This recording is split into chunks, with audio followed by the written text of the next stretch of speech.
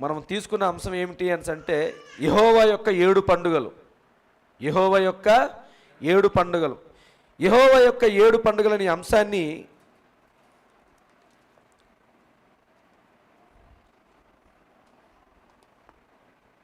లేవీకాండంలో ఈ 7 పండుగలు 23 అధ్యాయం చదువుకున్నాం కదా మనం ఇందాక.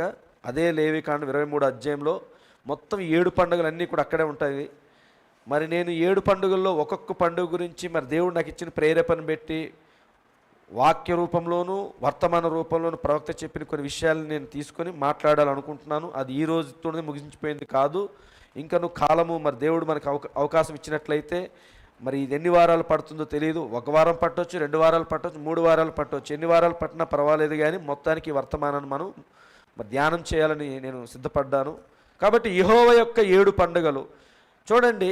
ఈ యెహోవా యొక్క 7 పండుగల గురించి మాట్లాడేటప్పుడు ఈ యెహోవా దేవుడుగా ఉన్న ఆయన క్రైస్తవులకి లేడైన, యెహోవా దేవుడుగా క్రైస్తవులకి లేడైన, అంతేనండి. ఎవరికి ఉన్నాడు ఆయన? యూదులకి, అనగా ఇజ్రాయేల్ ప్రజలకి. ఇజ్రాయేల్ ప్రజలకి మాత్రమే ఆయన యెహోవా దేవుడుగా తనను తాను బయలుపరుచుకున్నాడు. హల్లెలూయా. కాబట్టి ఇప్పుడు ఆ యెహోవా దేవుడుగా ఉన్న ఆయన 7 పండుగలను ఎవరికి ఇచ్చాడు అంటే ఇజ్రాయేల్ ప్రజలకి. అర్థమవుతుందండి? ఈ 7 పండుగలు, ఎన్ని పండుగలు అన్నాను?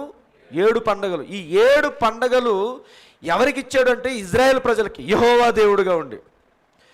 మరి ఈ కాల ప్రవక్త వచ్చి సంఘశాఖల వాళ్ళకి అర్థం కాని త్రిత్వాన్ని, సంఘశాఖల వాళ్ళు గ్రహించలేని త్రిత్వాన్ని ఈయన ఎన్నుకోబడినటువంటి వధువుకి బోధించాడు.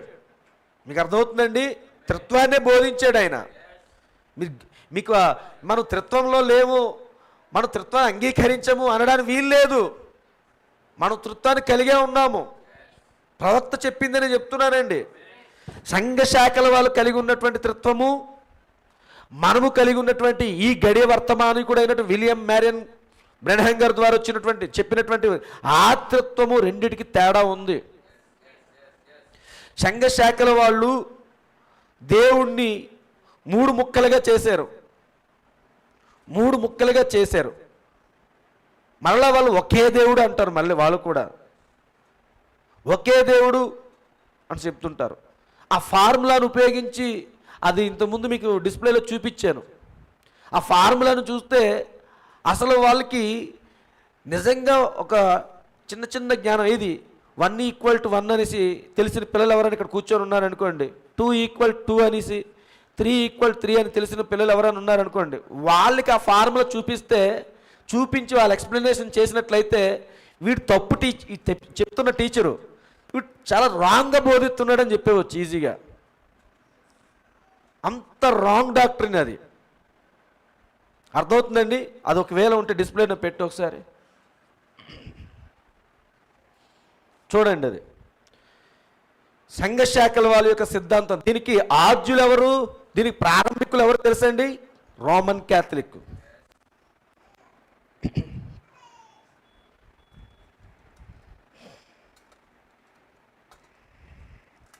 చూడండి, దేవుడు కాన్సెప్ట్ వాళ్ళందరికీ, సంఘశాఖల వాళ్ళ యొక్క ఆలోచన అంతా ఇదేనండి. ద ఫాదర్ ఈజ్ గాడ్ అంటే తండ్రే దేవుడు. మనం అదే కదా నమ్ముతున్నాం. ఆమేన్, హల్లెలూయా. అలాగే ద సన్ ఈజ్ గాడ్, కుమారుడే దేవుడై ఉన్నాడు. హల్లెలూయా. అలాగే కింద హోలీ స్పిరిట్ అని ఉంది ఇక్కడ బోర్డుగా, మీకు అడ్డు వచ్చింది. కానీ the Holi spirit is God అంటే పరిశుద్ధాత్మ దేవుడై ఉన్నాడు. అర్థమవుతుందండి? కాబట్టి ఇంతవరకు ఓకే, బాగానే ఉంది. తండ్రి దేవుడు, కుమారుడు దేవుడు, పరిశుద్ధాత్మ దేవుడు, అది ఓకే. ఇప్పుడు ఫాదర్కి సన్ దగ్గరికి వచ్చినప్పుడు, అలాగే సన్కి హోలీ స్పిరిట్కి, తర్వాత ఫాదర్కి హోలీ స్పిరిట్కి ఈ మధ్య వచ్చినప్పుడు చూడండి, the father is not the Son అంటే తండ్రి కుమారుడు కాడు. అలాగే the sun is not the Holi Spirit అంటే కుమారుడు పరిశుద్ధాత్మ కాడు. అలాగే the Holi spirit is not the Father. పరిశుద్ధాత్మ తండ్రి కాడు. ఇది సంఘశాఖల వాళ్ళ యొక్క ఆలోచన. సంఘశాఖలు దీన్నే ఫాలో అవుతున్నారు. ముగ్గురు కూడా సమాన హోదాలో ఉన్నారు. తండ్రి సమాన హోదాలో ఉన్నాడు, సమానంగా ఉన్నాడు. తండ్రి, కుమారుడు, ముగ్గురు, పరిశుద్ధాత్మ ముగ్గురు కూడా సమానంగా 3 కుర్చీల దగ్గర కూర్చున్నట్టుగా సమానమైన హోదాలో ఉన్నారు, సమానమైన అధికారం కలిగి ఉన్నారు. అర్థమవుతుందండి? వాళ్ళు ముగ్గురు హయాంలోనే మొత్తం సర్వ సృష్టి అంతా కూడా సృజించబడింది. ఆ ముగ్గురికి కూడా సృష్టి మీద ఆధిపత్యం ఉంది అని చెప్పి వాళ్ళు చెప్తున్నారు. కానీ మనము నమ్ముతుంది ఏమిటి తెలుసండి? మనము నమ్ముతుంది ద ఫాదర్ ఈజ్ గాడ్ నమ్ముతున్నాము, hallelujah. The sun is god నమ్ముతున్నాము, the Holi spirit is god నమ్ముతున్నాము. ఇంకా వాళ్ళు నమ్మలేంది మనం ఏంటి నమ్ముతున్నాము అని అంటే the father is the son. Not తీసేయండి ఇక్కడ, అర్థమవుతుందండి? అలాగే the sun is the Holi spirit, అలాగే the Holi spirit is the father. ఇది మనం నమ్ముతున్నాం. ఎలా నమ్ముతున్నాం మనము అంటే అకార్డింగ్ టు బైబిల్, పరిశుద్ధ గ్రంథం ఆధారంగానేనండి. ఈ కాలపు వర్తమానికుడు ఇదంతటిని కూడా పరిశుద్ధ గ్రంథం ద్వారా మాత్రమే రుజువు చేశాడు. ఆయనేమి సొంత ఆలోచనలతో చెప్పలేదు ఇక్కడ విషయాలన్నీ కూడా. బైబిల్ గ్రంథంలో కనిపిస్తుంది నేనును నా తండ్రి. ఆయన అంటున్నాడు, కుమారుడు ఏమంటున్నాడు? నేను నా తండ్రి ఏకమై ఉన్నాము అంటున్నాడు. హల్లెలూయా. ఇద్దరము ఒకటే అని చెప్తున్నాడు. నన్ను చూసిన వాడు నా తండ్రిని ఎరిగి ఉన్నాడు అంటున్నాడు. మరి అది ఎక్కడి నుంచి వస్తుంది? ఏమైనా బ్రెన్హామ్ సిద్ధాంతాలు కొత్తగా క్రియేట్ చేశాడు ఆయన. అలాగే ఇప్పుడు పరిశుద్ధాత్మ గురించి, ఫాదర్ గురించి సన్ ఏమని చెప్తున్నాడు? ఆయన ఒకే ఒక మాట చెప్తున్నాడు. ఇప్పుడు కుమారుడుగా ఆయన ఈ భూమి మీదకి వచ్చినప్పుడు కన్యమరియ గర్భమందు పరిశుద్ధాత్మ కమ్ముకున్నదా, లేకపోతే తండ్రిగా ఉన్న దేవుడు కమ్ముకున్నాడా? గమనించండి. పరిశుద్ధాత్మ ఆ మరియకు కమ్ముకున్నదా, లేదా తండ్రిగా ఉన్న దేవుడు కమ్ముకున్నాడా? మరి ఇప్పుడు యేసు ప్రభు వారు భూమి మీదకి వచ్చినప్పుడు తండ్రి తండ్రి అని పిలుస్తున్నది తండ్రిని పిలుస్తున్నాడా, పరిశుద్ధాత్మను పిలుస్తున్నాడా? మరి తండ్రిని పిలిస్తే కన్యమరియ గర్భము ఎలా ధరించింది అంటే పరిశుద్ధాత్మ ద్వారా. మరి ఇప్పుడు తండ్రి పరిశుద్ధాత్మ, లేదా తండ్రి తండ్రియా? సంఘకాలంలో ఆయన క్లియర్గా బోధిస్తున్నాడు ప్రవక్త.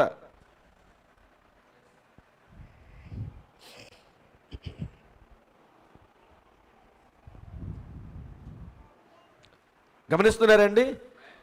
కాబట్టి త్రిత్వం అనేది వాళ్ళు చూసిన కోణంలో మనం ఆ త్రిత్వాన్ని చూడట్లేదు. ఒకే దేవుడు ముగ్గురుగా ఆయా కాలాల్లో తనను తాను బయలుపరుచుకున్నాడు. ఒకే దేవుడు ముగ్గురుగా ఆయా కాలాల్లో తనను తాను బయలుపరుచుకున్నాడు. పాత నిబంధన కాలంలోని యెహోవాగా తనను తాను తండ్రిగా తనను తాను బయలుపరుచుకున్నాడు. హల్లెలూయా. కొత్త నిబంధన కాలం దగ్గరికి వచ్చినప్పుడు అదే దేవుడు కుమారుడుగా భూమి మీదకి వచ్చాడు. అర్థమవుతుంది కదండి? అదే దేవుడు కుమారుడుగా తనను తాను బయలుపరుచుకున్నాడు. మరి తర్వాత ఆయన కలువరి శిలువలో మరణించి తిరిగి లేచి ఆయన మరల పరలోకానికి ఆరోహణుడై వెళ్ళిపోయిన తర్వాత పెంతెకొస్తు దినాన అదే దేవుడు పరిశుద్ధాత్మగా సంఘం మీదకి వచ్చాడండి. ఒకే దేవుడు 3 ఆఫీసుల్లో 3 కార్యాలయాల్లో పనిచేస్తూ ఉన్నాడు. అంతేగాని ముగ్గురుగా ఉండి ఆయన పనిచేయలేదండి. ఒకే దేవుడు 3 ఆఫీసుల్లో పనిచేస్తున్నాడు. ఇది మనం కలిగి ఉన్నటువంటి త్రిత్వం. అయితే ఇక్కడ ప్రవక్త బ్రెన్హామ్ గారు పాత నిబంధనలో ఉన్నటువంటి యెహోవా, ఆ యెహోవాకు 7 పండుగల గురించి మాట్లాడుతూ ఆ 7 పండుగలు ఎవరు చేయాలి అంటే అన్యులు కాదు. ఆ కాలంలో ఉన్నటువంటి ఫిలిస్తీన్లు కానీ, ఆ కాలంలో ఉన్నటువంటి మోయాబీలు కానీ, ఆ కాలంలో ఉన్నటువంటి అన్య దేశాల్లో ఉన్నటువంటి ప్రజలు కాదు కానీ ఏకైక ప్రజలు, ఒకే ఒక గుంపు ప్రజలు ఈ 7 పండుగలు చేయాలండి. ఎవరు ఆ గుంపు ప్రజలు అంటే ఇజ్రాయేల్ ప్రజలు. అర్థమవుతుంది కదండి? ఈ ఇజ్రాయెల్ ప్రజలకి మాత్రమే ఆ 7 పండుగలు కేటాయించబడ్డాయి. కాబట్టి ఈ ఇజ్రాయెల్ ప్రజలకి ఆజ్ఞల్లో మొదటి ఆజ్ఞగా చెప్పబడుతున్నటువంటి నేను తప్ప మీకు వేరొక దేవుడు ఎవరు ఉండకూడదని చెప్పినటువంటి ఆ దేవుడే ఈ 7 పండుగలు ఇచ్చాడు. ఆ 7 పండుగల ద్వారా దేవుడి నామాన్ని మహింపరచాలి వాళ్ళు. హల్లెలూయా. యెహోవా నామాన్ని మహింపరచాలి వాళ్ళు. కాబట్టి ఇక్కడ ఇజ్రాయెల్ ప్రజలకి ఇచ్చినటువంటి ఆ 7 పండగల గురించి మనం ఈరోజు తెలుసుకోవడానికి వెళ్ళే ముందు మనము కూడా ఒక విషయాన్ని గమనించాలి. ఏమిటి అని అంటే, ఈ కాలపు ప్రవక్త విలియం మ్యారన్ బ్రనహం గారు ఆయన ఒక రోజు వేట నిమిత్తం అడవుల్లోకి వెళ్తూ ఉన్నప్పుడు అక్కడ ఆయన ఒక సమయం వచ్చినప్పుడు ఒక మూడు వర్షధనుసులను చూశాడు ఆయన. అంతేనండి, 3 వర్షధనుసులు చూసినప్పుడు ఆ 3 వర్షధనుసుల యొక్క ఆ కలయికలని ఆయన చూస్తూ ఉన్నప్పుడు అదొక బౌల్లో ఉండి ఆ బౌల్లో నుంచి కనిపిస్తూ ఉన్నప్పుడు అక్కడి నుంచి ఒక స్వరం వినబడుతుంది. ఏమిటా స్వరము అని అంటే, పాత నిబంధనలో ఉన్నటువంటి యెహోవాయే క్రొత్త నిబంధనలను యేసుక్రీస్తు అని. అర్థమవుతుందండి? పాత నిబంధనలో ఉన్నటువంటి యెహోవాయే క్రొత్త నిబంధనలని యేసుక్రీస్తు అని. అక్కడ స్వరం వినబడినప్పుడు ప్రవక్త దానికి ఆమేన్ అని చెప్పాడండి. హల్లెలూయా. ఎందుకంటే ప్రవక్త దాన్ని నమ్ముతూ ఉన్నాడు కనుక. కాబట్టి ఇప్పుడు మనము యెహోవా యొక్క 7 పండుగలు ఇజ్రాయేలుకి అయితే, యేసుక్రీస్తు యొక్క 7 పండుగలు ఎవరికి? ఎన్నుకోబడిన వధువుకి. కాబట్టి ఇక్కడ 7 పండుగలు ఎవరి? ఈ 7 పండుగలు యెహోవా యొక్క 7 పండుగలే. కానీ ఆత్మ సంబంధం ఇప్పుడు మనం దాన్ని ఇంకొక కోణంలో చూసినప్పుడు యేసుక్రీస్తు యొక్క 7 పండుగలు. ఈ యేసుక్రీస్తు యొక్క 7 పండుగలు ఎవరి కోసము అని ఎన్నుకోబడినటువంటి గుంపుకి అండి. కాబట్టి ఈ 2 కోణాల్లో మనం చూడాలి ఈరోజు. హల్లెలూయా. మరి ఏమిటి 7 పండుగలు? ఎందుకు 7 పండుగలు? ఈ 7 పండుగలతో ఏం జరుగుతుంది? ఈ 7 పండుగలు దేవుడు ఏంటనేది ఇంకా నేను చెప్తాను, కొంచెం ఓపిక పట్టండి. కానీ 7 పండుగల కాలాల గురించి మాట్లాడుతున్నప్పుడు మరి ప్రధానంగా వాటిని 7 పండుగలు 3 భాగాలుగా డివైడ్ చేశారు. అర్థమవుతుందండి? అంటే మొదటి పండుగ, రెండో పండుగ, మూడో పండుగ అదొక సమయంలో జరుగుతుంది. 4వ పండుగ అదొక సమయంలో జరుగుతూ ఉంది. తర్వాత మరలా 5, 6, 7 పండుగలు ఇదొక సమయంలో జరుగుతుంది అనమాట. కాబట్టి ప్రపంచమందు నెబుకద్నెజర్ కాలం వచ్చినప్పుడు, బబులోను రాజు మరలా ఇజ్రాయెల్ దేశం మీదకి ఆయన దండయాత్ర చేసి వచ్చినప్పుడు, దాడి చేసినప్పుడు అక్కడ ఉన్నటువంటి ఇజ్రాయెల్ ప్రజలు, యూదులు కూడా చాలామంది ప్రపంచ దేశాలు చెదిరిపోయారు అప్పుడే. అంతే కదండి? చెదిరిపోయినటువంటి యూదులు యేసుక్రీస్తు పుట్టినప్పుడు ఆయన జన్మించిన కాలంలోని ఆయన 33.5 సంవత్సరాలు సువార్త ప్రకటిస్తున్న కాలంలో కూడా కొంతమంది యూదులు దానియేలు 70 వారాలు ముగించబడిన తర్వాత కొంతమంది యూదులే వెనక్కి వచ్చారు, అందరూ వచ్చేలేదు.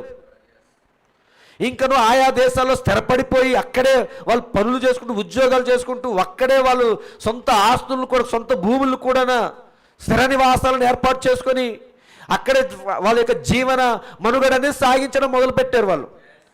అలా కొన్ని సంవత్సరాలు దాటిపోయింది. ఎంతవరకు అంటే యేసుక్రీస్తు కాలం వరకు కూడా అలాగే ఉంది.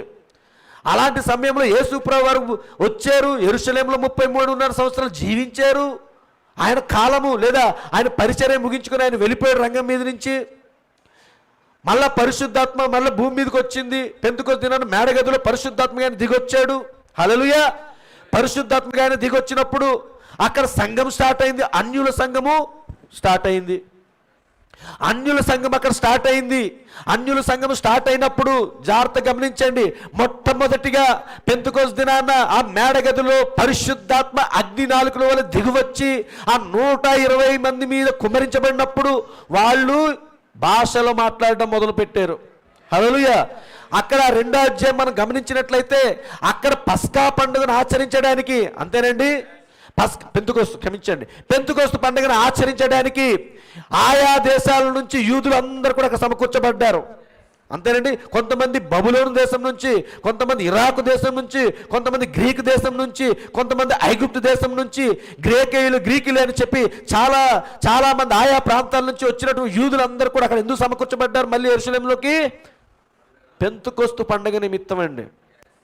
వీళ్ళు ఎక్కడికి వెళ్ళిపోయినా, ఏ ప్రాంతంలో ఉన్నా సరే కానీ సంవత్సరానికి 3 సార్లు ఖచ్చితంగా యెరూషలేములోను గ్యాదరింగ్ అవుతారండి. మొదటి 3 పండుగల సమయంలోనూ, అలాగే 4వ పండుగ సమయంలోనూ, అలాగే 5, 6, 7 పండుగల సమయంలో వీళ్ళు మరలా యెరూషలేము దగ్గరికి వచ్చి ఆ పండుగలను ఆచరించి మరలా వాళ్ళ స్వగృహాలకి వెళ్ళిపోతూ ఉంటారనమాట. ఇది ఇజ్రాయెల్ ప్రజలు వాళ్ళు చేస్తున్నటువంటి పండుగల యొక్క విధానం అన్నమాట. ఎందుకు ఆ పండుగలు చేయాలి, ఏమిటి ఆ పండుగలు? అలాగే ఆత్మ సంబంధంగా కూడా మనము కూడా యెహోవా యొక్క 7 పండుగలు ఎలాగో ఈ రోజు కూడా ఆత్మ సంబంధంగా యేసుక్రీస్తు యొక్క 7 పండుగలు. ఏమిటా 7 పండుగలు అని అంటే, ఇంకో మాటలో చెప్పాలి అని అంటే ఆ 7 పండుగలు 7 సంఘకాలాలండి. లేదా ఇంకొక మాటలో చెప్పండి, 7వ సంఘకాలంలో ఉన్నటువంటి మనకి ఆ 7 పండుగలు ఏమిటంటే 7 ముద్రలై ఉన్నాయండి. ముద్రలు తెరవబడడం వధువుకి పండగ, అంతేనండి. ముద్రలు తెరవబడమే వధువుకి పెద్ద పండగ అండి. కాబట్టి ఈ రెండింటిని బ్యాలెన్స్ చేద్దాం. ఈరోజు నేను ఒక లేఖనానుసారంగానే చెప్తాను, వచ్చే వారం అందులోంచి కొంచెం వర్తమాన రూపకంలో మనం వెళ్దాం. అక్కడికి 23వ అధ్యాయం తీయండి. అది లేవికాండము 23వ అధ్యాయము. అయితే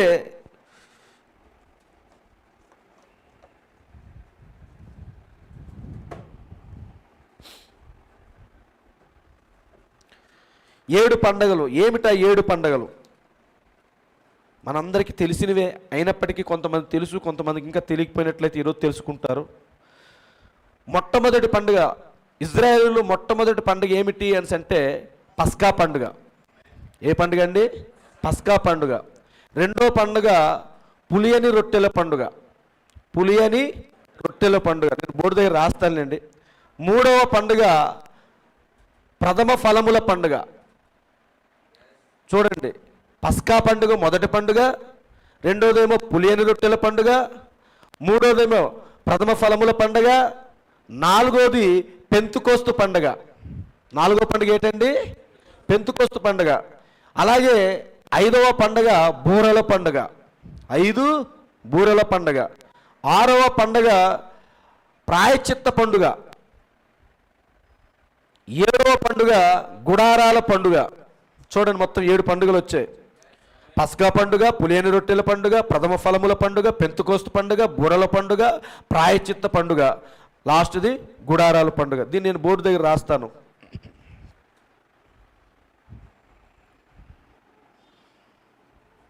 ఒక్కొక్క పండుగ పేరు రాస్తున్నాను.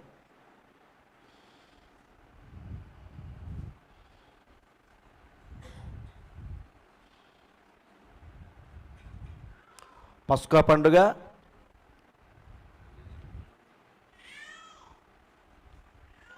పులియని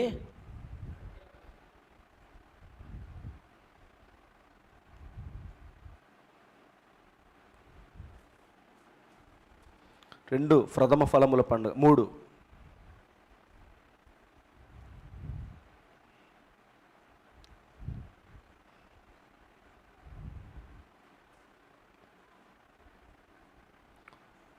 4 పెంతుకోస్తు పండుగ,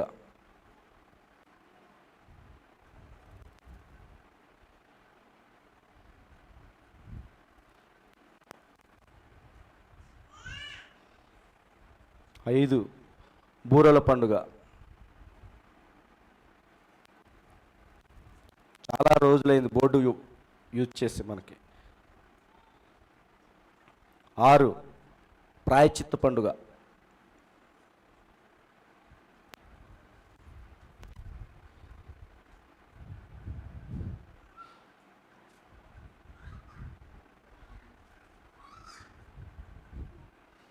7 గుడారాల పండుగ.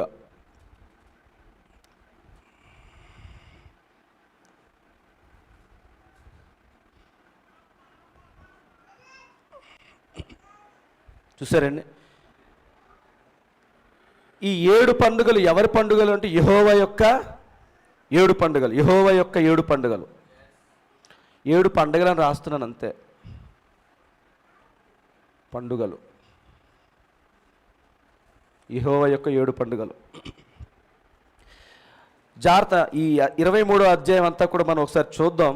అయితే ఆ అధ్యాయం కూడా మనకు అర్థమవ్వాలి అని అంటే కొంచెం నేను కొన్ని విషయాలు చెప్తేప్పుడు చదువుతున్నప్పుడు మీకు కొంచెం తేటగా అర్థమవుతుంది. మొట్టమొదటిగా వీటిని 3 పండుగలుగా డివైడ్ చేయొచ్చు. దీన్ని కూడా చూద్దాం. 3 పండుగలుగా డివైడ్ చేద్దాం. ఈ మొదటిది, రెండోది, 3వ పండుగ, ఇదొక పండుగ.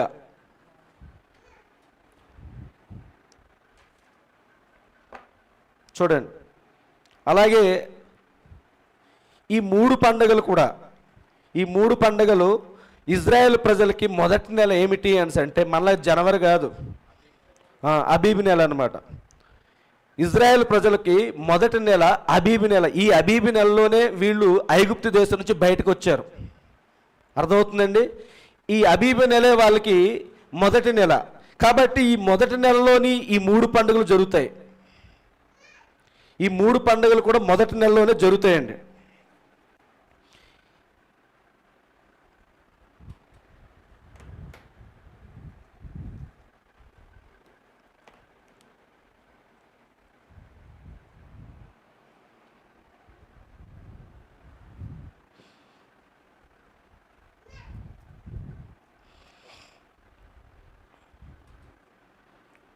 ఇవి ఈ మూడు పండుగలు కూడా మొదటి నెల పండుగలు.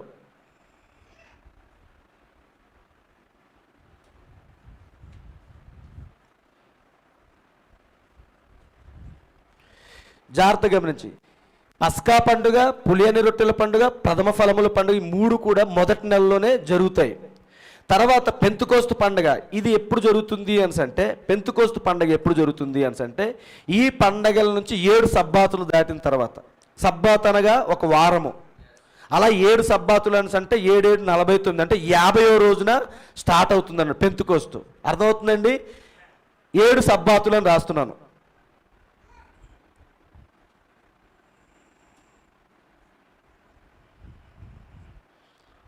ఏడు విశ్రాంతి దినాలు దాటిన తర్వాత అన్నమాట 50వ దినాన్న పెంతుకోస్తు పండుగ జరుగుతుంది. హల్లెలూయా. మరి బూరల పండుగ, ప్రాయచిత్త పండుగ, గుడారాల పండుగ, ఇవి 3 చూడండి. ఇంకా మిగిలిపోయిన ఈ 3 పండుగలు చూడండి. బూరల పండుగ, ప్రాయచిత్త పండుగ, గుడారాల పండుగ, ఇవి అన్నీ కూడా 7వ నెలలోని, మన 7వ నెల కాదు, యూదుల యొక్క 7వ నెలలోని జరుగుతాయి అన్నమాట. 7వ నెల యొక్క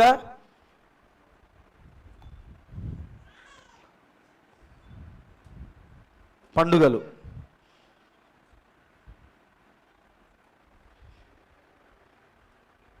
ఈ పండుగల్లో వాళ్ళు ఏం చేస్తారు, ఎందుకు ఈ పండుగ, ఇవన్నీ కూడా కొద్ది మెల్లమెల్లగా చూద్దాం.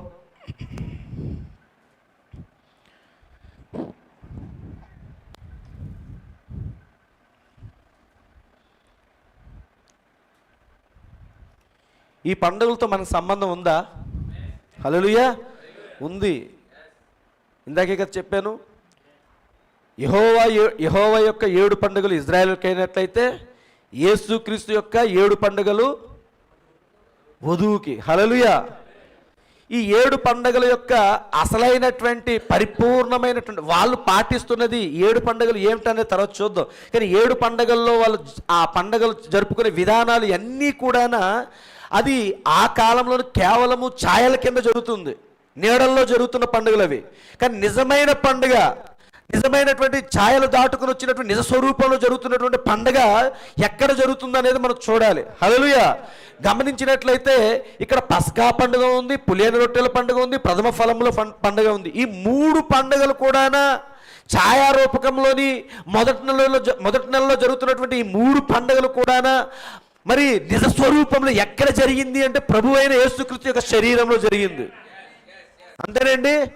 యేసుక్రీస్తే ఆ పస్కా పండుగ, యేసుక్రీస్తే పులియని రొట్టె, యేసుక్రీస్తే ప్రథమ ఫలము, యేసుక్రీస్తు కలువరి శిలువలో నన్ను బలైపోవడమే పస్కా బలి. హల్లెలూయా. పులియని రొట్టెల పండుగ అంటే ఆయన బోధ, ఆయన బోధించిన బోధ. ఆల్రెడీ పులిసిన రొట్టె ఉంది అక్కడ. ఎవరిదది?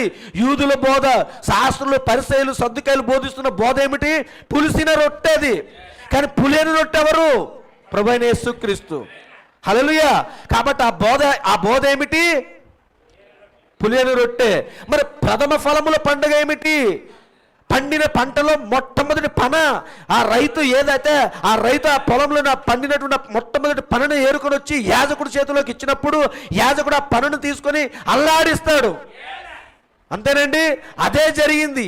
మొట్టమొదటి పన భూమి మీద పాతి పెట్టబడిన తర్వాత 3వ దినాన్న ఆయన తిరిగి లేచినప్పుడు ఆ పన ఏమైంది? అల్లాడించబడింది. విశ్రాంతి దినము గడిచిన తర్వాత తెల్లవారుచుండగా ఆదివారము 8వ రోజు, 8th డే, 8వ దినాన్ని ఏమైంది? పన అల్లాడించబడిందండి. విశ్రాంతి దినం ఏంటి? శనివారం. ఆదివారం కాదు. యూదుల యొక్క ఆచారం ప్రకారంగా 7వ దినమే, అదే శనివారమే వాళ్ళ యొక్క విశ్రాంతి దినము. విశ్రాంతి దినము గడిచిన తర్వాత తెల్లవారుచుండగా ఆదివారం వచ్చింది కదా, ఆ దినాన్న ఆ పని ఏమైంది? అల్లాడించబడింది. ప్రథమ ఫలం అదే. హల్లెలూయా. కాబట్టి ఈ 3 కార్యాలు కూడా ఎవరి దగ్గర, ఎవరి జీవితంలో నెరవేర్చబడ్డాయి? యేసుప్రభువు వారి జీవితంలో నెరవేర్చబడ్డాయండి. కానీ ఈరోజు వర్తమానంలో ఉంటున్నాం, కానీ 7 పండుగలు అసలు ఎప్పుడు మనం చూడం. 7 పండుగలు ప్రవక్త బోధించాడా? మనం అనుకుంటాం ఎక్కడో దగ్గర ఒక్కొక్క పండుగ పెట్టి టైటిల్ పెట్టి బోధించాడేమో. అది మనం చేయాలి. ఆయన చేయాల్సిన వరకు ఆయన చేసుకుంటూ వెళ్ళిపోయాడు. మనం చేయాల్సిన పని మనం చేయాలండి. హల్లెలూయా. కాబట్టి ఈరోజు ఇందాక ఉదయకాలంలో మీకు చెప్పాను, దేవుని యొక్క ఆవరణంలోనికి మనం సమీపించడం కోసం మనం రావడం కాదు, ఆయనే ఎన్నుకోవాలి. ఆయనే ఎన్నుకోవాలి. ఆయన ఎన్నుకున్నవాడు మాత్రమే అక్కడికి వచ్చి ఆయన సన్నిధిలో జీవిస్తాడండి. హల్లెలూయా. కాబట్టి ఈరోజు ఈ వర్తమానం నీకు తెరవబడాలి అంటే నువ్వు పడుతున్న ప్రయాసను బట్టి కాదండి. రూకలు లేకనే వినలేకనే ఆయన ఉచితంగా అనుగ్రహిస్తూ ఉన్నాడు. ఎవరికి ఆ ఉచితంగా అనుగ్రహిస్తున్నాడు అంటే ఎన్నికలో ఉన్నవారికి, ఎన్నికలో ఉన్నవారికి మాత్రమేనండి. కాబట్టి ఈ 7 పండుగలు, యెహోవా యొక్క 7 పండుగలు మర్మంలోనే యేసుక్రీస్తు యొక్క 7 పండుగలు కూడా మనం చూడాలి. ఆల్రెడీ 3 పండుగలు మనం చూసాం. ఇప్పుడు పైన ఫాస్ట్గా చెప్పుకుంటూ వెళ్తున్నాను కాబట్టి. హల్లెలూయా. తర్వాత పెంతెకోస్తు పండుగ వచ్చింది. పెంతెకోస్తు పండుగ ఎప్పుడు? అది ఇజ్రాయెల్ ప్రజలది పండుగ. అది ఆయన మేడగది దగ్గర ఉన్నప్పుడు పెంతెకోస్తు పండుగ స్టార్ట్ అయింది అక్కడ. హల్లెలూయా. ఇంకా ఆత్మ సంబంధంగా చెప్పాలి అని అంటే ఇక్కడికి ఆయన తిరిగి లేచాడు. ఇక్కడికి వచ్చేసరికి పెంతెకోస్తు దిన మేడగదిలో పరిశుద్ధాత్మ ఆయన దిగొచ్చాడు. ఇక్కడి నుంచి 7 సబ్బాతులు ఈ కాలాన్ని తీసుకుని వెళ్తుంటే 7 సంఘకాలాలు అవి. పెంతెకోస్తు పండుగ 7 సంఘకాలాలు. మీకు అర్థమవుతుందండి? పెంతెకోస్తు పండుగ 7 సంఘకాలాలు. ఇదంతా కూడా ఏమిటి? 33.5 సంవత్సరాల మినిస్ట్రీ, మనుష్య కుమారుని యొక్క పరిచర్య. కానీ ఇక్కడికి వచ్చినప్పుడు పెంతెకోస్తు పండుగ దగ్గరికి వచ్చినప్పుడు అది ఏమిటి? పరిశుద్ధాత్మగా ఆయన దిగొచ్చి సంఘం మీద తనను తాను కుమ్మరించుకున్నాడు.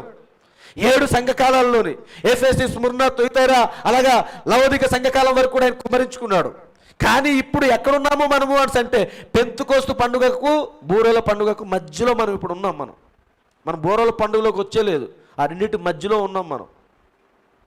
ఎందుకు బూరల పండుగ అంటే బూరలకి మనకి సంబంధము లేదు. అర్థమవుతుందండి? బూరలు ఎప్పుడు కూడా ఇజ్రాయెల్ ప్రజలకే. ఇవన్నీ కూడా ఈ వర్తమానంలోని మెల్లమెల్లకి వెళ్ళినప్పుడు మనం చూస్తాం. అయితే ఈరోజు మనం గమనించాల్సింది ఏమిటి అని అంటే ఈ 7 పండుగల గురించి ఆ 23వ అధ్యాయంలోని మరి మోషేకు దేవుడు ఎలా ఏ విధానంలో ఆ పండుగ చేయాలి, దేనికోసం ఆ పండుగలు చేయాలి అనేది 23వ అధ్యాయంలో ఆయన చెప్తూ ఉన్నాడు. ఈరోజు దాని మీద స్టడీ చేద్దాం, చూద్దాం. అందరు 23వ అధ్యాయం తీయండి.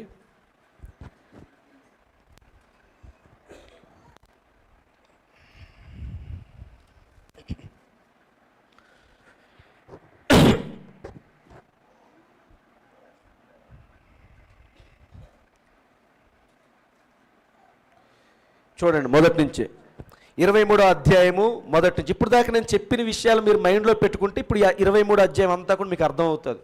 జాగ్రత్త చూడండి. మొదటి 3 పండుగలు జరిగాయి, అవి మొదటి నెలలోని జరిగే పండుగలు. తర్వాత పెంతెకోస్తు పండుగ, అది 7 సబ్బాతుల తర్వాత వచ్చే పండుగ. అర్థమవుతుందండి? అలా చూడండి. అంటే 7 సబ్బాతులు అనగంటే రోజుల దగ్గర తీసుకున్నారు. ఎక్కడ? యేసుప్రభు వారు మరణించి తిరిగి లేచిన తర్వాత 8th డే ఆయన లేచాడు. ఆయన ఎన్ని రోజులు సంఘానికి కనిపించాడు? 40 రోజులు. అంతేనండి. ఆ తర్వాత 10 రోజులు వాళ్ళు మేడగదిలో కనిపెట్టారు. 10వ రోజు అనగానే 50వ రోజు. అంతేనండి. అలాగే ఆత్మ సంబంధంగా మనం తీసుకోవాలన్నమాట. సరే, తర్వాత మిగతా బూరల పండుగ దగ్గర ప్రాయచిత్త పండుగ, గుడారాల పండుగ, ఈ 3 పండుగలు కూడా 7వ నెలలో వచ్చే పండుగలు. దీన్ని ఇక్కడ ఆధారం చేసుకుని మనం చూద్దాం. మరియు యెహోవా మోషేకు ఈలాగు సెలవిచ్చాను, నీవు ఇజ్రాయేలులతో ఇట్లనుము, మీరు చాటింపవలసిన యెహోవా నియామక కాలములు ఇవే. ఆ నియామక కాలములు అని పదం ఉంది చూసారా? ఇంగ్లీష్ బైబిల్లో దానికి ఫీస్ట్ అని ఉంటుంది, పండుగలు అన్నమాట. యెహోవా పండుగలకు సంబంధించిన కాలములు ఇవే. ఈ కాలముల యందు మీరు పరిశుద్ధ సంఘముగా కూడవలెను. ఈ కాలములోనే ఇజ్రాయేల్ ప్రజలందరూ కూడా పరిశుద్ధ సంఘముగా కూడుకోవాలి. మీరు ఏ స్థలంలో ఉన్నా, ఎక్కడున్నా సరే, ఇలాంటి ఏదో కొంచెం దూరంగా ప్రయాణాల్లో ఉన్నా, ఎక్కడికి వెళ్ళి మీ బంధువుల ఇంటికి వెళ్ళినా, ఎక్కడికి వెళ్ళినా కానీ ఈ సమయం వచ్చేసరికి ఏమవ్వాలి? సమాజముగా కూడుకోవాలి. నా నియామక కాలములు ఇవి. ఏమిటది? 6 దినములు పని చేయవలను, వారము 7వ దినము విశ్రాంతి దినము, అది పరిశుద్ధ సంఘపు దినము. అందులో మీరు ఏ పనైనను చేయకూడదు. మీ సమస్త నివాసముల యందు అది యెహోవా నియమించిన విశ్రాంతి దినము. హల్లెలూయా. జాగ్రత్త చూడండి ఇక్కడి నుంచి. ఇవి యెహోవా నియామక కాలములు, నియమించిన కాలములను బట్టి మీరు చాటింపవలసిన పరిశుద్ధ సంఘపు దినములు ఇవి. జాగ్రత్త చూద్దాం. మొదటి నెల 14వ దినమున సాయంకాలమందు యెహోవా పస్కా పండుగ జరుగును. మొదటి పండుగ పేరు ఇక్కడ మెన్షన్ చేశాడు ఆయన. మొదటి పండుగ ఏమిటండి? పస్కా పండుగ. ఏ నెలలో జరుగుతుంది? మొదటి నెల 14వ రోజున. ఇజ్రాయెల్ ప్రజలు ఐగుప్తు దేశం నుంచి బయటకు వచ్చినప్పుడు ఆ మొదటి నెల 14వ రోజునే ఈ పస్కా బలిని అర్పించారు అక్కడ.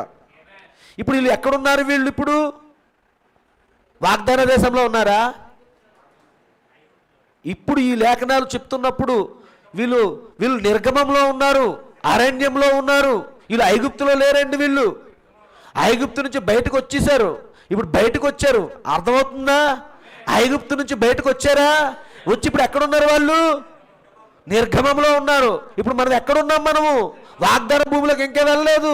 మన థియోఫాన్లోకి మనం ఇంకా వెళ్ళలేదండి. మన వాక్య శరీరంలోకి మనం ఇంకా వెళ్ళలేదు.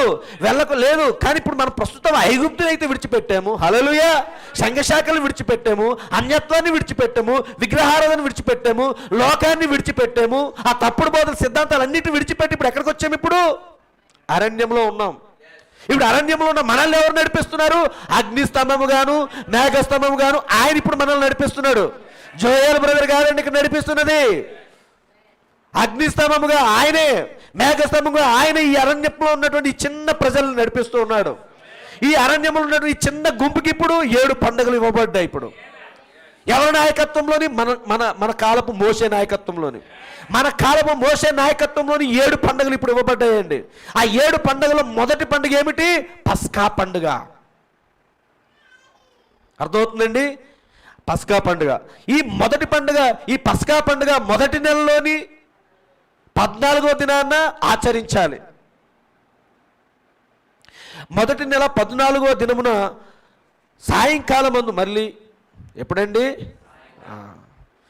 ఏదో పొరపాటున వాళ్ళు ఐగుప్తు దేశంలో ఉన్నప్పుడు టైం సెట్ అవ్వక దేవుడు ఏం చేశాడంటే సాయంకాలం పస్కాను అర్పించి మీరందరూ చెక్కండి నాయనా అని అన్నారు. అక్కడ టైం సెట్ అవ్వలేదు.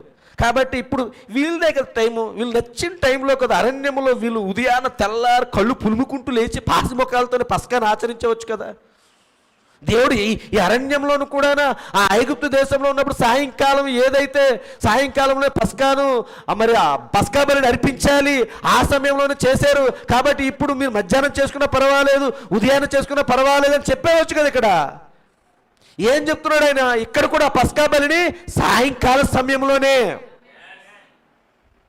ప్రతి దానికి మనం లోబడాలి. దేవుణ్ణి, లేఖనాల్ని, పరిశుద్ధ గ్రంథాన్ని మనకు అనుకూలంగా మార్చుకోవడం కాదండి. పరిశుద్ధ గ్రంథానికి, వాక్యానికి అనుకూలంగా మనం మారాలి. నీకు వీలైనా వీలవకపోయినా కానీ వాక్యం విషయంలో మనం ఎప్పుడు వాక్యానికే లోబడాలి తప్ప మనకు అనుకూలంగా మార్చుకోకూడదండి. ఎవరు వెళ్తారు మళ్ళీ సాయంకాలము? ఉదయాన్నే ఏదో వాక్యం వినీసం అయిపోయింది. వీళ్ళతో ఇదే బాధ అండి. వర్తమానం అని పేరు చెప్పేసి మళ్ళీ సాయంకాలం అంటారు. అందరు ప్రపంచంలో ఉన్న సంఘాలన్నీ కూడా చక్కగా ఉదయాన్నే వెళ్ళినప్పుడు మధ్యాహ్నం ప్రభురాత్రి భోజనం ఇచ్చేస్తారు. చక్కగా ఇంటికి వచ్చేస్తుంది హ్యాపీగా. భార్య పిల్లలు అందరం ఎవరు చెట్టో పట్ట ఒక్కొక్క రూమ్లో చేరిపోయి దూరిపోయి చక్కగా మొబైల్ తీసుకొని ఏదో నచ్చిన చూసుకోవచ్చు కదా, ఎంజాయ్ చేసుకోవచ్చు కదా. తెల్లారితో సోమవారం మళ్ళీ మేము డ్యూటీలకు వెళ్ళిపోవాలి, విశ్రాంతి ఉండట్లేదు. మళ్ళీ సాయంకాలం మళ్ళీ సంఘానికి వెళ్ళాలి. వీళ్ళతో అందుకే ఈ వర్తమానం పేరు చెప్పిన వాళ్ళతో అసలు వెళ్ళకూడదండి. కానీ దేవుడు ఒప్పుకోవట్లేదు ఇక్కడ. అర్థమవుతుందండి? దేవుడు ఒప్పుకోవట్లేదు. చూడండి, ఆ నెల 15వ దినమున క్షమించండి సాయంకాలం ముందు యెహోవా పస్కా పండుగను జరుగును. చూడండి మళ్ళీ తర్వాత ఆ నెల 15వ దినమున యెహోవాకు పొంగని రొట్టెల పండుగ. అర్థమవుతుందండి? 15వ అంటే నెక్స్ట్ డే, మరుసటి రోజే ఏ పండుగ చేయాలంట చెప్పండి? పొంగని రొట్టెలు. పులియని రొట్టెల పండుగ. మీకు అర్థమవుతుందండి? పొంగని రొట్టెలే పులియని రొట్టెల పండుగ జరుగును. 7 దినములు మీరు పొంగని వాటిని తినవలెను. 7 దినాలు కూడానా ఏమి తినాలండి? పొంగనివే తినాలి. మొదటి దినమున మీరు పరిశుద్ధ సంఘము కూడవలెను. అందులో మీరు జీవనోపాధి అయిన ఏ పనియు చేయకూడదు. 7 దినములు మీరు యెహోవాకు హోమార్పణములు చేయవలెను. 7వ దినమున పరిశుద్ధ సంఘముగా కూడవలెను. అందులో మీరు జీవనోపాధి అయిన ఏ పనియు చేయకూడదని వారితో చెప్పుము. జీవనోపాధి అంటే ఏంటండి? ఉద్యోగాలు. మన ఉద్యోగాలు చేయకూడదు ఆ రోజు. 9వ వచనం, మరియు యెహోవా మోషేకు ఈలాగు సెలవిచ్చెను, నీవు ఇశ్రాయేలులతో ఇట్లనుము. 7 అయిపోయింది టైం మనకి, ఇంకా స్టార్టింగ్లోనే ఉన్నాం మనం. మరియు యెహోవా ఈలాగు సెలవిచ్చెను, నీవు ఇశ్రాయేలులతో ఇట్లనుము, నేను మీకిచ్చుచున్న దేశమునకు మీరు వచ్చి దాని పంటను కోయినప్పుడు మీ మొదటి పంటలో ఒక పనను యాజకుని యొద్దకు తేవలెను. అర్థమవుతుందండి? ఎక్కడ చేయాలి పని? మీకు నేను ఏదైతే వాగ్దానం చేశానో ఆ వాగ్దాన దేశంలోకి అడుగు పెట్టినప్పుడు ఆ దేశంలో పండినటువంటి పంటలోని మొదటి పనును తీసుకొచ్చి యాజకుని చేతిలో పెట్టాలి. అరణ్యంలో కాదండి అది చేయాల్సింది, ఐగుప్తు దేశంలో కాదండి. ఈ పండుగని ఆచరించాల్సింది విధానము చూడండి. ఏంటి ఆ పండుగ పేరు? ప్రథమ ఫలముల పండుగ. నేను మీకిచ్చుచున్న దేశమునకు మీరు వచ్చి దాని పంటను కోయినప్పుడు మీ మొదటి పంటలో ఒక పనును యాజకుని యొద్దకు తేవలెను.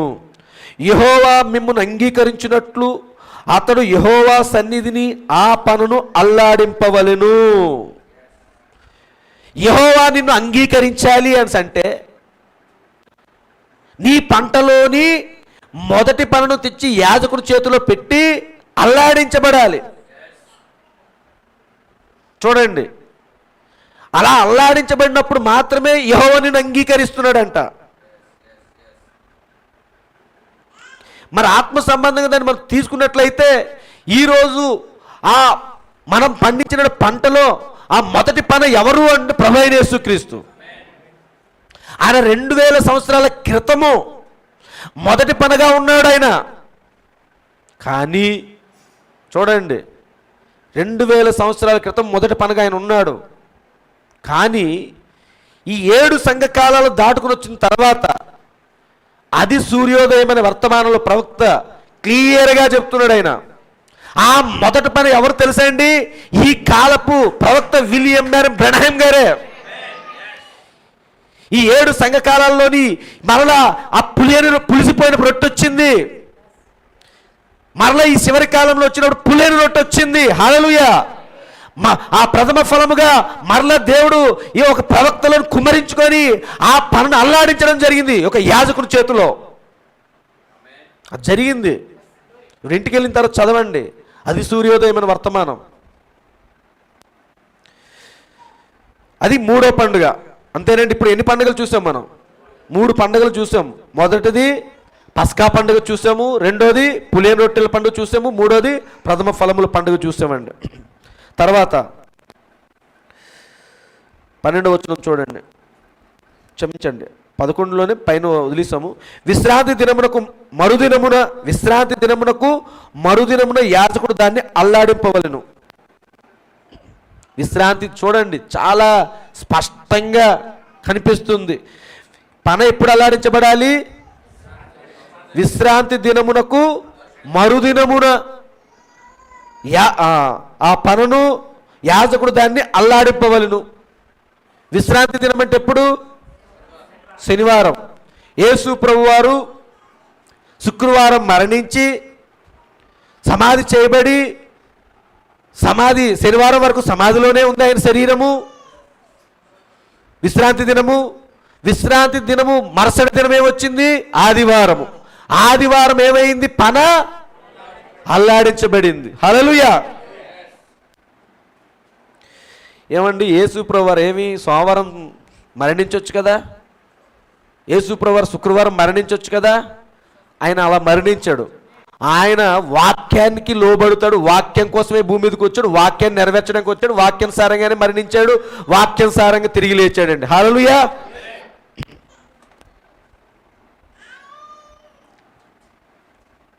12వ వచనం చూడండి. మీరు ఆ పనును అర్పించు దినమున నిర్దోషమైన ఏడాది పొట్టేలును యెహోవాకు దహన బలిగా అర్పింపవలెను. దాని నైవేద్యమును నూనెతో కలిపిన రెండు 10వ వంతుల గోధుమ పిండి, అది యెహోవాకు ఇంపైన సువాసన గల హోమము. దాని పానార్పణము 30 ద్రాక్షారసము. మీరు మీ దేవునికి అర్పణలు తెచ్చు వరకు ఆ దినమెల్లా మీరు రొట్టె రొట్టె ఏమి పేలాలేమి పచ్చని వెన్నులేమి తినకూడదు. ఇది మీ తరతరములకు మీ నివాస స్థలములన్నిటిలో నిత్యమైన కట్టడ. తర్వాత మీరు విశ్రాంతి దినమునకు మరునాడు మొదలుకొని, అంటే ఆదివారం అనగా అల్లాడించు పనును మీరు తెచ్చిన దినము మొదలుకొని 7 వారములు లెక్కింపవలెను. అర్థమైందంటే ఆదివారము అంతేనండి. 8వ దినాన్ని అక్కడి నుంచి లెక్క పెట్టుకుంటా తెచ్చిన దినం మొదలుకొని 7 వారములు లెక్కించాలి. అర్థమవుతుందండి. 7 వారాలు లెక్కించినప్పుడు 51వ దినం వస్తుంది. 7 ఏళ్ళు 49 ప్లస్ ఈ రోజు కూడా కలిపితే 50వ రోజు వస్తుంది అనమాట. చూడండి, లెక్కకు తక్కువ కాకుండా 7 వారములు ఉండవలెను. 7వ విశ్రాంతి దినపు మరుదినము వరకు మీరు మరుదినం అని వాడారా లేదా? 7 49 అయింది. మరుదినం మళ్ళా వచ్చినప్పుడు అదేమవుతుంది? ఆదివారమే వస్తుంది అనమాట. మరుదినము వరకు మీరు 50 దినములు లెక్కించి యెహోవాకు 50 దినములు లెక్కించి ఏం చేయాలండి? ఆ 50 దినముల పండుగే పెంతుకోస్తు పండుగ అనమాట. పెంతుకోస్తు అనగా అదే. 50 దినములు లెక్కించి యెహోవాకు క్రొత్త ఫలములతో నైవేద్యమును అర్పించవలెను. అదే పెంతుకోస్తు. అది 4వ పండుగ. మీరు మీ నివాసములలో నుండి తూములలో 2 డేస్, ఇదంతా మరి చదువుకుంటే సమయం సరిపోదు. మరి డైరెక్ట్గా నేను 5వ పండుగ ఎక్కడుందో అక్కడికి వెళ్ళిపోతున్నాను. మరి ఇంటికి వెళ్ళిన తర్వాత ఈ అధ్యాయం కొంచెం మీరు బాగా స్టడీ చేయండి. ఇక్కడి నుంచి 23వ వచనంలోకి నేను జంప్ అవుతున్నాను. మరియు యెహోవా ఇంకా ఇప్పుడు మనం చూడండి ఒకసారి. ఇప్పటికి ఎన్ని పండుగలు చూసాము వాక్యంలో? 4 పెంతుకోస్తు పండుగ వరకు చూసామండి. 7 అక్కడ చూసాం కదా. 50 దినములు లెక్కింపబడినని చూసాం కదా. ఆ 50 దినముల పండుగే పెంతుకోస్తు పండుగ అనమాట. పెంతుకోస్తు పండుగ. అలాగే ఇప్పుడు మనం మిగతా పండుగలు చూద్దాం. 23వ వచనం. మరియు యెహోవా మోషేకు ఈలాగు సెలవిచ్చెను, నీవు ఇశ్రాయేలులతో ఇట్లనుము, 7వ నెలలో మొదటి దినమున మీకు విశ్రాంతి దినము. 7వ నెలలో ఇది ఏ నెలలో జరుగుతున్న పండుగలండి? ఇంతవరకు మనం చెప్పుకున్న పండుగలు మొదటి నెల. ఇదేమో మొదటి నెలలో జరిగినటువంటి పండుగ తర్వాత 7 సబ్బాతుల తర్వాత వచ్చే పండుగ ఇది పెంతుకోస్తు పండుగ. అర్థమవుతుందండి. ఆ తర్వాత ఇప్పుడు 7వ నెలలో జరుగుతున్న పండుగలు. ఇప్పుడు 7వ నెల యొక్క పండుగలు. అందులో మొదటి పండుగ ఏమిటి? బూరల పండుగ. దీని గురించి చెప్తున్నా చూడండి. నీవు ఇశ్రాయేలులతో ఇట్లనుము, 7వ నెలలో మొదటి దినమున మీకు విశ్రాంతి దినము. అందులో జ్ఞాపకార్థ శృంగధ్వని వినినప్పుడు, ఇక్కడ జ్ఞాపకార్థ శృంగధ్వని అని ఉంది చూసారు, అదే బూరధ్వని. ఇంగ్లీష్లో ట్రంపెట్ అని ఉంటుంది. తెలుగులో మనకి కొన్ని పదాలు మార్చారు. ఒక దగ్గర ధ్వని, ఒక బూరధ్వని అంటున్నారు, ఒక దగ్గర శృంగధ్వని అని అంటున్నారు. అలా అందుకనేసి అందులో జ్ఞాపకార్థ శృంగధ్వని వినినప్పుడు మీరు పరిశుద్ధ సంఘంగా కూడవలెను. అంటే అక్కడ బూర ఊదినప్పుడు అందరు కూడా మరలా 7వ నెలలోని ఆ మొదటి దిన బూర ఊదబడినప్పుడు మరి సమాజంగా అందరు కూడా కూడుకోవాలి. అర్థమవుతుందండి. అందులో మీరు జీవనోపాధి అయిన ఏ పనియు చేయుట మాని యెహోవాకు హోమము చేయవలెను. ఈ కూడుకున్నప్పుడు కొద్దిసేపు ఉండి ఇంటి దగ్గర మరి పిల్లలు ఏడుస్తూ ఉంటారు, లేదా ఇంటికాడ ఏదో పనులు ఉన్నాయి, అందాక మీరు చూసుకొని వినండి, యాజకుడు ఏదో చెప్తున్నాడు, పండుగ ఏదో ఆచరించండి, నేను మళ్ళీ వస్తానని చెప్పి వెళ్ళిపోవడము రావడము కాదండి. ఆ రోజు ఖచ్చితంగా ఎలా ఉండాలంట, జీవనోపాధి అయిన ఏ పనియు చేయుట మాని యెహోవాకు హోమము చేయవలెను, యెహోవాకు హోమము చేయవలెను. అది ఎన్నో పండుగ? అది 5వ పండుగ. ఆ పండుగే బూరల పండుగ అండి. హల్లెలూయా. తర్వాత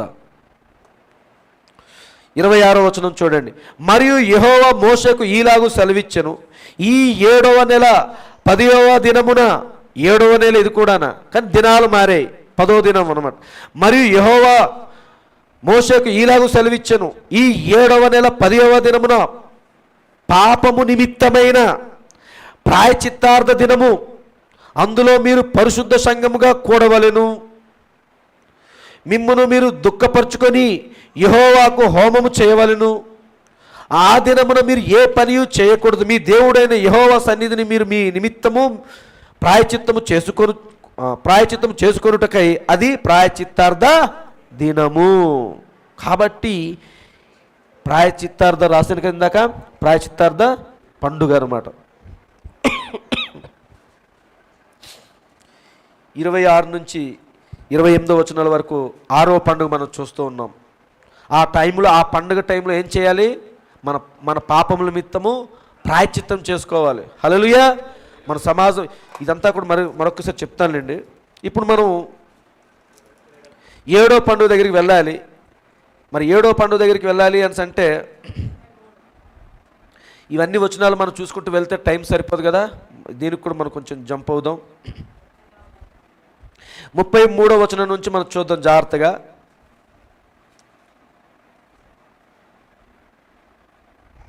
అసలు ఆ ప్రాయచిత్తంలో దినాన్న మనం ఎలా గడపాలి ఏంటనేది ఈ 29వ వచనం నుంచి 32వ వచనం వరకు కనిపిస్తూ ఉంటుంది అనమాట. ఇది కొంచెం ఇంటి దగ్గర హోంవర్క్లు చేయండి. 33వ వచనం నుంచి చదువుతాం. మరియు యెహోవా మోషేకు ఈలాగు సెలవిచ్చాను, నీవు ఇశ్రాయేలులతో ఇట్లనుము, ఈ 7వ నెల 15వ దినమున మొదలుకొని 7 దినముల వరకు యెహోవాకు, చూడండి 7వ నెల 15వ దినాన్న ఏ పండుగ? ఇక్కడ గుడారాల పండుగ, దాన్ని పర్ణశాలల పండుగ కూడా అని అంటాం అనమాట. పర్ణశాలల, మరి సంఘశాఖల వాళ్ళు ఎవరు, ఆయన పేరు ఏం పేరు? ఓసన్న మినిస్ట్రీ, జాన్ వెస్లీ గారు ఓసన్న మినిస్ట్రీ వారు రొట్టెల పండుగ, పర్ణశాలల పండుగ, ఏవో పండుగల పేర్లు చెప్తున్నారు కదా. ఇదిగో ఈ పండుగ పర్ణశాలల పండుగ. చూడండి.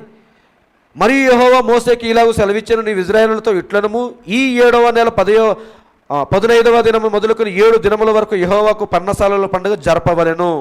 చూడండి, ప్రాయచిత్త పండుగ ఏమో 7వ నెలలోని 10వ దినాన జరుగుతుంది.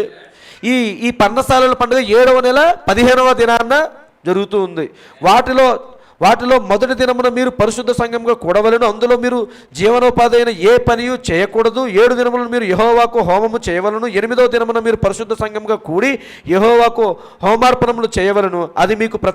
అది మీకు వ్రతదినముగా ఉండును. అందులో మీరు జీవనోపాధి అయిన ఏ పనియు చేయకూడదు. ఈ అధ్యాయం అంతా ఇంటికి వెళ్ళిన తర్వాత చదవండి ఖచ్చితంగా. ఇక్కడికి 7వ పండుగ కూడా మనం చూస్తాం. కాకపోతే పేర్లు గుర్తెట్టుకోండి. ఇక్కడ పర్ణశాలల అని కనబడుతుంటే పర్ణశాలలన్నా గుడారాలన్నా ఒకటే. అలాగే ఇందాక అక్కడ ఏదో చదివాం కదా, శృంగధ్వని కనిపించింది కదా, అదే బూరల పండుగ. అలాగే అక్కడ 16వ వచనంలో మనం చూస్తున్నప్పుడు అక్కడ మనకి కనిపిస్తుంది 50 దినములు లెక్కించి, ఆ 50 దినాలు లెక్కించిన పండుగే పెంతెకొస్తు పండుగ. అలాగే 10వ వచనంలో చూసినప్పుడు అక్కడ మొదటి పన అదే ఏమిటిది? ప్రథమ ఫలముల పండుగ. అలాగే మనం 6వ వచనంలో చూసినట్లయితే అక్కడ రొట్టెల పండుగ, పొంగని రొట్టెల పండుగ కనిపిస్తూ ఉంది అక్కడ. అదే ఏమిటది? పులియన రొట్టెల పండుగ. అలాగే మనకు అక్కడ 5వ వచనంలోని పస్కా పండుగ కనిపిస్తుంది. చూసారండి, ఈ మొత్తం 7 పండుగలు కూడా 23వ అధ్యాయంలోని లేవి కాండము 23వ అధ్యాయంలో మనకి కనిపిస్తూ ఉన్నాయి. చూడండి, మరొక్కసారి నేను ఇది కొంచెం మర్చిపోకూడదు, మన జీవితాలకి ఇది అవసరం. ఇప్పుడు ఇదేదో పాఠం చెప్తున్నట్టు, లెసన్ చెప్తున్నట్టు వినడం కోసం కాదండి, దీనిలో మన జీవితం దాగి ఉన్నది. ఈ పండుగల వెనక మన జీవితం ఉంది. వాళ్ళకి అప్పుడు అది పండగలు. వాళ్ళు ఆ పండగ చేయడానికి ఒక స్థలానికి సమకూడేవారు ప్రతి సంవత్సరము. వాళ్ళు ఏ ప్రదేశాల్లో ఉన్నా ఎక్కడ ఉన్నా సరే వాళ్ళు ఈ వేసవి సెలవులు ఇచ్చారు కదా అని చెప్పి అమ్మమ్మల ఊరు తాతయ్యల ఊరు వెళ్ళిపోయి ఉండొచ్చినా సరే కానీ ఖచ్చితంగా వాళ్ళు ఏం చేయాలి? ఈ పండుగల టైంలోని కూడుకోవాలి. 3 సార్లు, సంవత్సరానికి 3 సార్లు ఖచ్చితంగా ఈ పండుగలకి వాళ్ళు యెరూషలేములో మళ్ళీ సమకూర్చబడాలి. అర్థమవుతుందండి? 3 సార్లు. మొదటిసారి పస్కా పండుగ, పులియన్ రొట్టెల పండుగ, ప్రథమ ఫలాల పండుగ, ఈ 3 పండుగలకి మొదటి నెలలో వస్తారు అక్కడికి. వాళ్ళు ప్రపంచంలో ఏ మూలకు వెళ్ళిపోయినా సరే ఆ పండుగలు ఆచరించడానికి యెరూషలేముకి రావాల్సిందే. తర్వాత ఆ పండుగ తర్వాత మళ్ళీ వెళ్ళిపోయిన తర్వాత మరలా వాళ్ళు ఎప్పుడు వస్తారు అని చెప్పి సబ్బాతు అంటే పెంతెకోస్తు పండుగ మళ్ళీ గ్యాదరింగ్ అవుతారు. వాళ్ళు ఆయా దేశాలు ఆయా ప్రాంతాల్లోకి వెళ్ళిపోయినట్టు వాళ్ళందరూ కూడా మరలా పెంతెకోస్తు పండుగకి మళ్ళీ సమకూర్చబడతారు. అది 2వసారి. అలాగే సంవత్సరంలో 3వసారి బూరెల పండుగ, ప్రాయచిత్త పండుగ, గుడారాల పండుగ, ఈ 3 పండుగలు కూడా 7వ నెలలో వస్తాయి. ఆ 7వ నెలలో జరుగుతున్న ఆ పండుగ కోసం మొత్తం అందరూ కూడా గ్యాదరింగ్ అవుతారండి. చూడండి, 7వ నెలలోని మొదటి రోజునే బూరెల పండుగ స్టార్ట్ అయింది. అంతేనండి. ఆ రోజుకి వాళ్ళందరూ అటెండ్ అయిపోవాలి. అక్కడ అయిన తర్వాత అక్కడ కొద్దిసేపు అక్కడ ఉండి మళ్ళీ ఇంటికి వెళ్ళిపోయి రావడానికి అవదు. ఇంకా ఆ రోజు ఇంకా మరి అక్కడే అదంతా అయిపోయిన తర్వాత ప్రాయచిత్త పండుగ. వాళ్ళు ఆ సంవత్సర కాలంలో వాళ్ళు చేసిన పాపాల నిమిత్తం దేవుడి సన్నిధిలో ప్రాయచిత్త బలులు అర్పిస్తూ, అర్థమవుతుందండి, ఆ రీతికి వాళ్ళు ఉంటున్నారు. అలాగా అదైపోయిన తర్వాత అక్కడికి తర్వాత గుడారాల పండుగ వచ్చింది. ఏమిటి ఈ గుడారాల పండుగ అంటే వాళ్ళ అక్కడ ఆ 7 రోజులు కూడా, ఒక్కొక్క పండుగ 7 రోజులు కనిపిస్తుంది కదా, మనం చూసాం కదా. ఆ 7 రోజులు కూడా వాళ్ళకు గుడారాలు ఏర్పాటు చేసుకోవాలి. అక్కడ ఆ గుడారాల్లోనే వాళ్ళు నివసించాలి.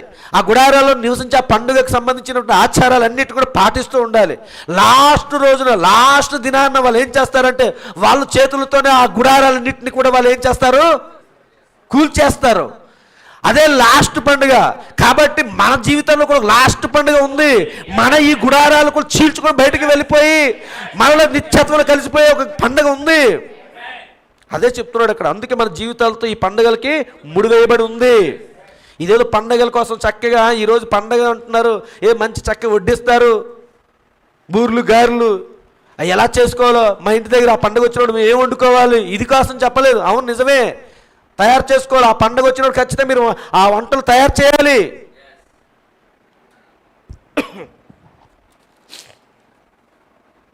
కాబట్టి ఈ విషయాలన్నీ కూడా గమనించారు. మొదటి నెలలో ఏ పండుగలు వచ్చాయి, తర్వాత ఏ పండుగలు వచ్చింది, ఈ పండుగలన్నింటిలో మనం ఏమై ఉన్నాము, ఇవన్నీ ఎవరి పండుగలు అండి? ఇవి ఇజ్రాయేల్ పండుగలు. యెహోవా యొక్క 7 పండుగలు ఇజ్రాయేల్ ప్రజలవి.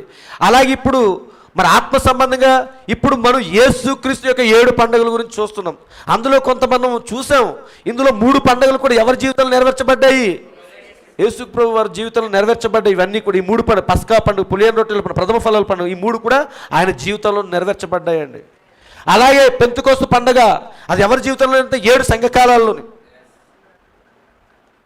7 సంఘకాలాల్లోని ఇప్పుడు మనం పెంతెకోస్తు పండుగలోనే ఉన్నాం. ఇప్పుడు మనం అంతేనండి. మనం దేనికి మధ్యలో ఉన్నాము?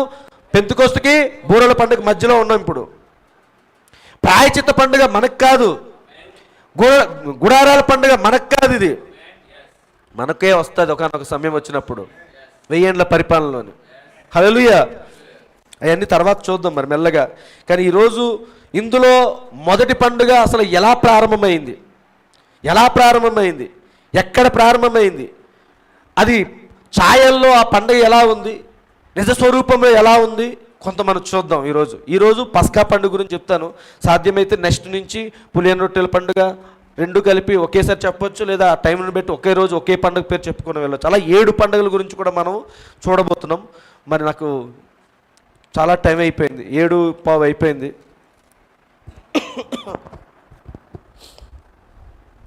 దయచేసి మరి అంటే ఈ ప్రభురాత్రి భోజనానికి మరి ఇలాగ మనకు సమయం అయిపోయింది. నెక్స్ట్ నుంచి మరి 5 గంటలకి ప్రారంభించుకుందాం.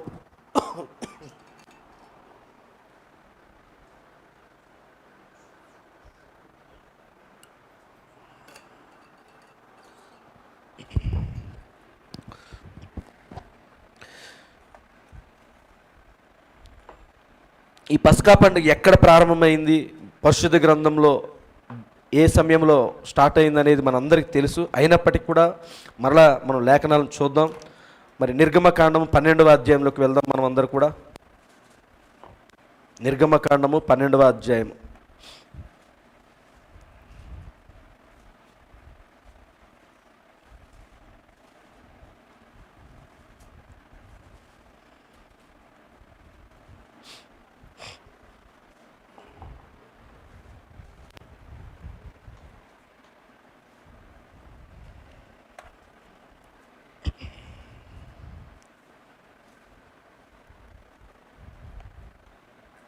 సరే,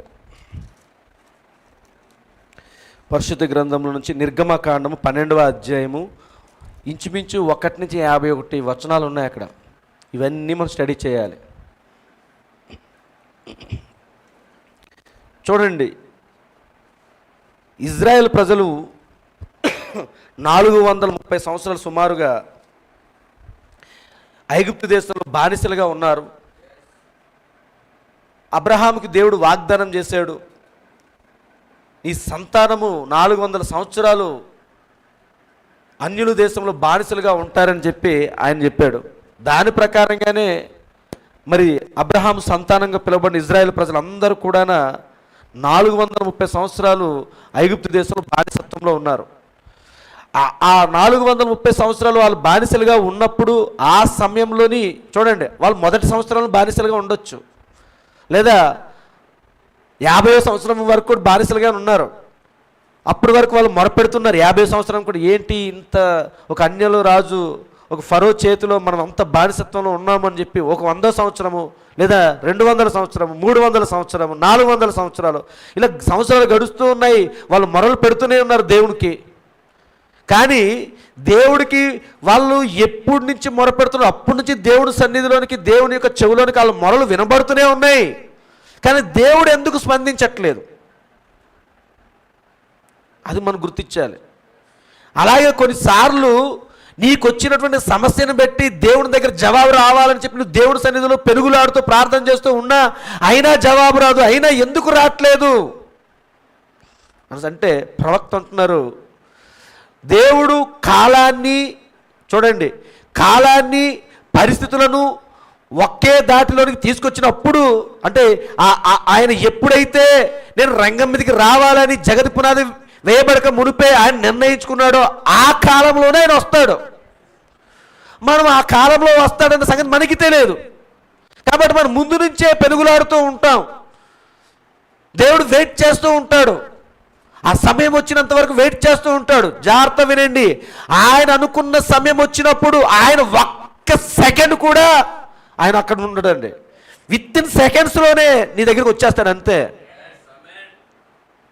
అలాగే వీళ్ళు 430 సంవత్సరాలు పెనుగులాడుతూ మొరపెడుతూ ఆ బానిసత్వంలో మగ్గుతూ ఉన్నప్పుడు ఎంత కఠినమైనటువంటి ఆ పని భారాన్ని మోస్తూ ఉన్నారు. రోజు రోజుకి పని భారం పెరిగిపోతూ ఉంది. ఐగుప్తు యొక్క రాజులు, ఐగుప్తు యొక్క సైన్యము, మరి ఇజ్రాయేల్ యొక్క ఆ యొక్క యవన పిల్లలందరినీ కూడా వారి మానమును తీసేసి, ప్రవక్త చెప్పారు వర్తమానాల్లో, ఆ యవన పిల్లల్ని మానం తీసేశారంట. ఆడపిల్లలు అసలు బయటికి రాలేని స్థితిలో ఉన్నారంట. వారు సరిగ్గా కట్టుకోవడం వస్త్రాలు కూడా లేకుండా చేశారంట. అలాంటి పరిస్థితుల్లో ఉన్న టైంలోని దేవుడికి మొరపెడుతున్నారు. ఇంకా ఏంటి, మా పితరులతో ఇంత గొప్పగా మాట్లాడిన దేవుడు మాకు తెలుసు, ఒకనొక సమయం వచ్చినప్పుడు మా పితరుడైన నోవాహు కాలము భయంకరమైనటువంటి జలప్రలయాన్ని రప్పించిన దేవుడు, మా పితరుడైన అబ్రహాంతో మాట్లాడిన దేవుడు, 100 సంవత్సరాల వయసులో వృద్ధాప్యంలోని దేవుడు రంగం మీద దిగివచ్చి వారి శరీరాలను మార్చి మరల వాగ్దాన కుమారుని ఇచ్చిన దేవుడు ఏమయ్యాడు? ఇవన్నీ వాళ్ళు మొరపెడుతున్నారు. ఓ ప్రభువా, మా పితరులతో మాట్లాడిన దేవుడు, ఇదిగో ఆ యొక్క దూతగా దిగొచ్చి మా పితరుడైన యాకోబుతో మాట్లాడిన దేవుడవు. ఇవన్నీ కూడా వాళ్ళు జ్ఞాపకం చేసుకుని, ఎంత గొప్ప దేవుడు కదా ప్రభువా, ఏంటి ప్రభువా, నేను మీ ప్రజలమే కదా ప్రభువా, మేమేంటి అంత అన్యాయం చేశాము, ఏంటి ఘోరము, మా ఆడపిల్లల పరిస్థితి ఏమిటి పని భారము, రోజు రోజుకి పని భారాన్ని పెంచుతూ ఉన్నారు. ఆహారం లేదు, తిండి పెట్టట్లేదు, కానీ పనులు పెంచుతూ ఉన్నారు అని చెప్పి వాళ్ళు ఏడుస్తూ కన్నీళ్లు పెడుతూ, మనం ఇంతకుముందు చెప్పాం, వైద్యుడైన మోసే అని వర్తమానం చెప్పుకున్నాం కదా. ఈ విషయాలన్నీ కూడా ఎలాగా అక్కడ అమ్రాము ఎకేబేదు ఎలా మొరపెట్టారో అనేది మనం చూసాం కదా. ప్రతిరోజు మోసే తండ్రి, అప్పుడు ఇంకా మోసే జన్మించలేదు, రోజు ఉదయాన్న పనికి వెళ్ళిపోతున్నాడు. రోజు వెళ్ళి అందరితో పాటు పనికి వెళ్ళి ఆ ఎండలోని ఆ విపరీతమైనటువంటి వేడిలో పనిచేసి, ఆ ఇటుకల బట్టిలో పనిచేసి ఆ ఇటుకలను కాలుస్తూ పని భారం పెంచుతున్నప్పుడు ఇంతకుముందు ఏంటిది, గడ్డి తేయడానికి కొంతమంది ఉండేవారు, మట్టి తేయడానికి కొంతమంది ఉండేవారు, నీళ్లు తేయడానికి కొంతమంది ఉండేవారు. మీకు అర్థమవుతుందండి? ఆ మట్టి పిసకడానికి కొంతమంది ఉండేవారు, ఇలా గుంపులు గుంపులుగా ఉండేవారు. కానీ ఐగుప్తు ప్రజలు రోజు రోజుకి, క్షమించండి, ఇజ్రాయెల్ ప్రజలు రోజు రోజుకి పెరిగిపోతున్నారని పని ఒత్తిడిని తీసుకొచ్చేసారు. ఈ పురుషులకి ఏ పని లేదు, వీళ్ళు ఎలా పిల్లల్ని కనేసి వీళ్ళ సంతానాన్ని అభివృద్ధి చేసేస్తున్నారు, వీళ్ళకి పని భారం పెంచినట్లయితే వీళ్ళు పిల్లలు పుట్టడం అనేది సంఖ్య తగ్గుతుంది కదా అని చెప్పి పని భారం పెంచడం మొదలుపెట్టారు. ఎలాగా? ఒకప్పుడు ఆయా పనులకు ఆయా ప్రజలు గుంపులు గుంపులుగా ఉంచారు, కానీ ఇప్పుడు అలా కాదండి. ఒక వ్యక్తి 2-3 పనులు చేయాల్సి వస్తుంది. గడ్డి తెచ్చుకోవాలి ఆయనే, మట్టి తొక్కుకోవడం ఆయనే. ఇవన్నీ పనులు ఈ 400 సంవత్సరాలకు వీళ్ళు చేస్తూనే కాలం గడుపుకుంటూనే వెళ్ళారు ముందుకి. ఇంకా కాలం ముగించబడుతుంది. వాళ్ళు ఎలాంటి స్థితిలోకి వెళ్ళిపోయారు అని అంటే, ఇంక ఇలాంటి బ్రతుకు మేము బ్రతుకుతే ఏమిటి, మాకు దేవుడు ఉన్నాడంటారా, దేవుడు ఉంటే మా పక్షాన్ని ఏమయ్యాడు, ఒక నిరాశలోకి వెళ్ళిపోయాడు. వారి జీవితాల్లో ఏం మేలు జరగట్లేదు. ఇంకా ఎంతగా వాక్యము వెళ్తుంది అక్కడ వింటున్నాడు. అంటే వాళ్ళ పితరుల ద్వారా ఆ యొక్క వాళ్ళ వాక్యం ఏమిటి, వాళ్ళ పితరుల యొక్క సాక్షార్థమే అవి నెమరు వేసుకుంటున్నారు. అయ్యో, మా పితరుడైన అబ్రహాంతో దేవుడు ఒకసారంట మమ్రే దగ్గర కూర్చొని ఉన్నప్పుడు, అయ్యో ఆ కనాను దేశంలోని మా తాత ముత్తాతలు చెప్పుకుంటుండేవారు, దేవుడు మానవ రూపంలో వచ్చాడంట. మరి ఆ దేవుడు ఇప్పుడు ఏమయ్యాడు, మేము అదే సంతానం కదా అని చెప్పి వాళ్ళు బాధపడుతున్నారు. ఈ కార్యాలన్నీ జరుగుతూ ఉన్నాయండి. ఇంత భయంకరమైన సిచ్యువేషన్లో వాళ్ళు ఉంటూ మొరపెడుతూ ఉన్నారు, పనులు భారం మోస్తూ కన్నులు ఎత్తలేని స్థితిలో ఉన్నారు. అలసిపోయిన శరీరము సాయంత్రం అయ్యేసరికి ఇంటికి వచ్చేసరికి ఎలా ఉంటుందండి, గబగబా స్నానం చేసి ఏదో తిండి దొరికిన కూడా తినేసి వెంటనే పడక మీదకి వెళ్ళి పడుకుని పోవాలన్నట్టు ఉంటుంది. అంతేనండి? అంత అలసిపోయిన శరీరంతో కూడానా మోషే తండ్రి ఏం పేరండి, అమ్రామ్, ఆయన ఏం చేసేవాడంటే ప్రతిరోజు తన భార్య ఎకేబేను వచ్చిన వెంటనే వేడి నీళ్ళు పెట్టించినప్పుడు ఆ వేడి నీళ్ళు స్నానం చేసి వెంటనే ఏదో మరి తినడానికి ఏమైనా చేసి ఉంటే తినడానికి పిల్లలకి అప్పటికి ఆల్రెడీ అహరోను ఇంకా మిరియాము వాళ్ళు ఉన్నారు, ఆల్రెడీ పిల్లలే వాళ్ళు, ఇంకా మోషే రంగం మీదకి రాలేదు. వీళ్ళు బాధపడుతూ వెంటనే గబగబ తినేసి ఆ అటక మీదకి వెళ్ళిపోయి ఆ అటక మీదకి వెళ్ళి అక్కడికి వెళ్ళి మోకరించి ప్రవక్త అంటూ తెల్లారు వరకు కూడా ప్రార్థన చేస్తూ ఆ కన్నీరు కారుతూ ఆ శరీరం అంటే పారుతూ ఉన్నాయండి. ప్రభువా, ఏమిటి పరిస్థితి, ఏమిటి ఇలాగా మేము ఎన్నాళ్ళు ఇలా జీవించాలి, మాకు విమోచకుడు ఎప్పుడు వస్తాడు? అర్థమవుతుందండి? ఈ కార్యాలన్నీ కనిపిస్తున్నాయి. అనేక మంది ఇజ్రాయెల్ ప్రజలందరూ కూడా ఆల్రెడీ అప్పటికే ఐగుప్తు ప్రజలతో కలిసిపోయి కుమ్మక్కైపోయి రాజీ పడిపోయి ఆ విగ్రహారాధనలో కలిసిపోయారు. కానీ ఎన్నుకోబడిన ఒక చిన్న గుంపు అక్కడ ఉంది. ఆ గుంపు ప్రజలు మాత్రము ఆ ఐగుప్తు ఆరాధన, ఐగుప్తు దేవతలకు మొక్కడం కాదు, కానీ నిజమైన దేవుడిని పట్టుకొని ఉన్నారండి. అక్కడ ఎంత అలసట, ఎంత కఠినమైన శిక్షలు వచ్చినా, ఎంత పనుల భారం పెంచినా, ఎన్ని ఘోరాతి ఘోరాలు జరిగినా కానీ ఏదో దొరికిన కొద్ది సమయంలోనైనా సరే కానీ దేవుని సన్నిధిలోకి వెళ్ళిపోయి ఆ అటక పైకి వెళ్ళిపోయి ఆ పైనకి వెళ్ళిపోయి మోకరించి దేవుని సన్నిధిలో ప్రార్థన చేస్తున్నారండి. రోజులు తరబడుతున్నాయి. నిరాశ పెరిగిపోతూ ఉంది. ఇంకా ఏ ఆశలు లేవు, హోప్స్ లేవు వాళ్ళకి. ఇంకింతే మన జీవితం. ఆ యొక్క డెక్కలు కనబడుతున్నాయండి అమ్రాముకి. బక్క సిక్కిపోయినటువంటి డెక్కలతో ఉన్నాడు ఆయన. ఎందుకంటే తిండి లేదు రోజుకి కూడా. చివరికి ఏమైంది, వాళ్ళు చేస్తున్న ప్రార్థన తన భార్య వచ్చి అడుగుతుంది, ఇంకెన్నాళ్ళు నువ్వు ఇలా ప్రార్థన చేస్తున్నావు? చూస్తున్నారనమాట. పిల్లలు పడుకొని ఉన్నారు, మాట్లాడుకుంటున్నారు భార్యాభర్తలు ఇద్దరు కూడా. ఇదిగో ఈరోజు నేను పనికి వెళ్ళాను, నా కళ్ళెదురిటే ఒక అతనికి కొరడాలతో కొట్టి చంపేశారు. ఇదిగో ఈరోజు మన ఇంటి పక్కనే, మన ఇంటి దగ్గర మొన్నటి వరకు అటు ఇటు తిరుగుతున్న 15 సంవత్సరాల అమ్మాయి ఈడ్చుకుంటూ వెళ్ళిపోయారు. ఈ వార్తలు వింటున్నారు, పిల్లలను చూస్తున్నారు, అమ్రామును క్షమించండి మిరియామును చూస్తున్నారు. నా పిల్ల పరిస్థితి ఏమిటి, ఇవన్నీ చూసుకుంటూ మాట్లాడుకుంటున్నారు. మాట్లాడుతూ మధ్యలో తన భార్యతో చెప్తున్నాడు, ఒక్క నిమిషం ఆగు, నేను మళ్ళీ ప్రభు సన్నిధిలోకి వెళ్ళి ప్రార్థన చేస్తాను అంటున్నాడు. మరలా ప్రభు పైకి వెళ్తున్నాడు, ఆ అటక మీదకి వెళ్తున్నాడు, మోకరిస్తున్నాడు, ప్రార్థన చేస్తున్నాడు. రోజులు రోజులు రోజులు రోజులు ప్రార్థన చేస్తూనే ఉన్నాడండి. అర్థమవుతుందండి. కానీ ఒకానొక సమయం వచ్చింది. హల్లెలూయా. ఒక ప్రభువా ఎప్పుడు వస్తాడా విమోచకుడు, ఎప్పుడు వస్తాడా విమోచకుడు అని ప్రార్థన చేస్తూనే ఉన్నాడు ఆయన. ఆ సమయంలోని అనుకోని పరిస్థితుల్లోని జాగ్రత్త చూడండి, ఎకేబేరు గర్భం దార్చింది. వీళ్ళు తెలియట్లేదు. వీళ్ళేమనుకుంటారు, ఇప్పుడు వీళ్ళిద్దరికే మేము ఎలా పెంచాలి, ఏం చేయాలి, ఈ నరకం నుంచి వీళ్ళు ఎలా తప్పించాలి అని అంటే ఏదో పొరపాట్లో ఇప్పుడు ఎకేబేరు గర్భం దాల్చింది. ఆ శిశువు పుట్టి సమయానికి తీవ్రమైనటువంటి ఒత్తిడి ఇంకా ఐగుప్తు దేశంలోని బయలుదేరిందండి. ఐగుప్తు ప్రజలు రోజు రోజుకి పెరిగిపోతుండడంతో మగపిల్లలు ఎవరైనా పుట్టినట్లయితే ఏమవుతున్నారు, వెంటనే వాళ్ళని చంపమని ఆజ్ఞ బయలుదేరింది. ఆ రోజే వాళ్ళ ఇంటి దగ్గర ఒక పసిబాలుడు లేదా ఒక పసికందు యొక్క అరుపు వినబడింది. చూడండి, ఇలాంటి సిచ్యువేషన్స్లో ఆ భార్యాభర్తలు ఆ శిశువును 6 నెలలు చాలా జాగ్రత్తగా దాచుంచారు. అర్థమవుతుంది కదండి. చాలా ఏమంటే చిన్న పిల్లడు అరుస్తాడు, అరవాడు. ఇప్పుడు చిన్న పాప ఏడుస్తుందా లేదా, దాన్ని ఎవరమైనా కంట్రోల్ చేయగలిగామా? సైలెంట్గా ఉండమని నోరు మూసేమా? ఏమైనా ఏమి చేయలేం కదా. అలాగా ఆ చిన్న పసిబాలుడు, 6 నెలల పసిబాలుడు అరుస్తూ ఉంటే పక్కింటోళ్ళు లేకపోతే ఆ ఎదురింటోళ్ళు, వాళ్ళకి తెలుసు వాళ్ళందరూ ఇజ్రాయేలులు కాబట్టి. ఐగుప్తులు అటువైపు వస్తున్నప్పుడు వింటారా వినరా? విన్నారు. కానీ దేవుడు విమోచకుడు కోసం ప్రార్థన చేస్తూ ఉన్నప్పుడు విమోచకుడు ఎక్కడి నుంచో వస్తాడేమో అని చెప్పి అమ్రామ్ అనుకున్నాడు. కానీ దేవుడు ఎక్కడి నుంచో తీసుకొని రాలేదు, కానీ అమ్రామ్ కుటుంబంలో నుంచి విమోచకుడు తీసుకొచ్చాడు. అమ్రాము కుటుంబం నుంచి ఆ విమోచకుడు రంగం మీదకి వచ్చాడు. అతను యవనుడుగా మారాడు. ఒకనొక సమయం వచ్చినప్పుడు అతను ఏ శత్రువులు అయితే ఆ పసిపిల్లల్ని ఆ యొక్క పసికందులు మగపిల్లలుగా పుట్టిన పసికందులు ఏ శత్రువులు అయితే చంపాలని చూశారో ఆ శత్రువులు ఇంటి దగ్గర పెరగడం మొదలుపెట్టాడు అతను.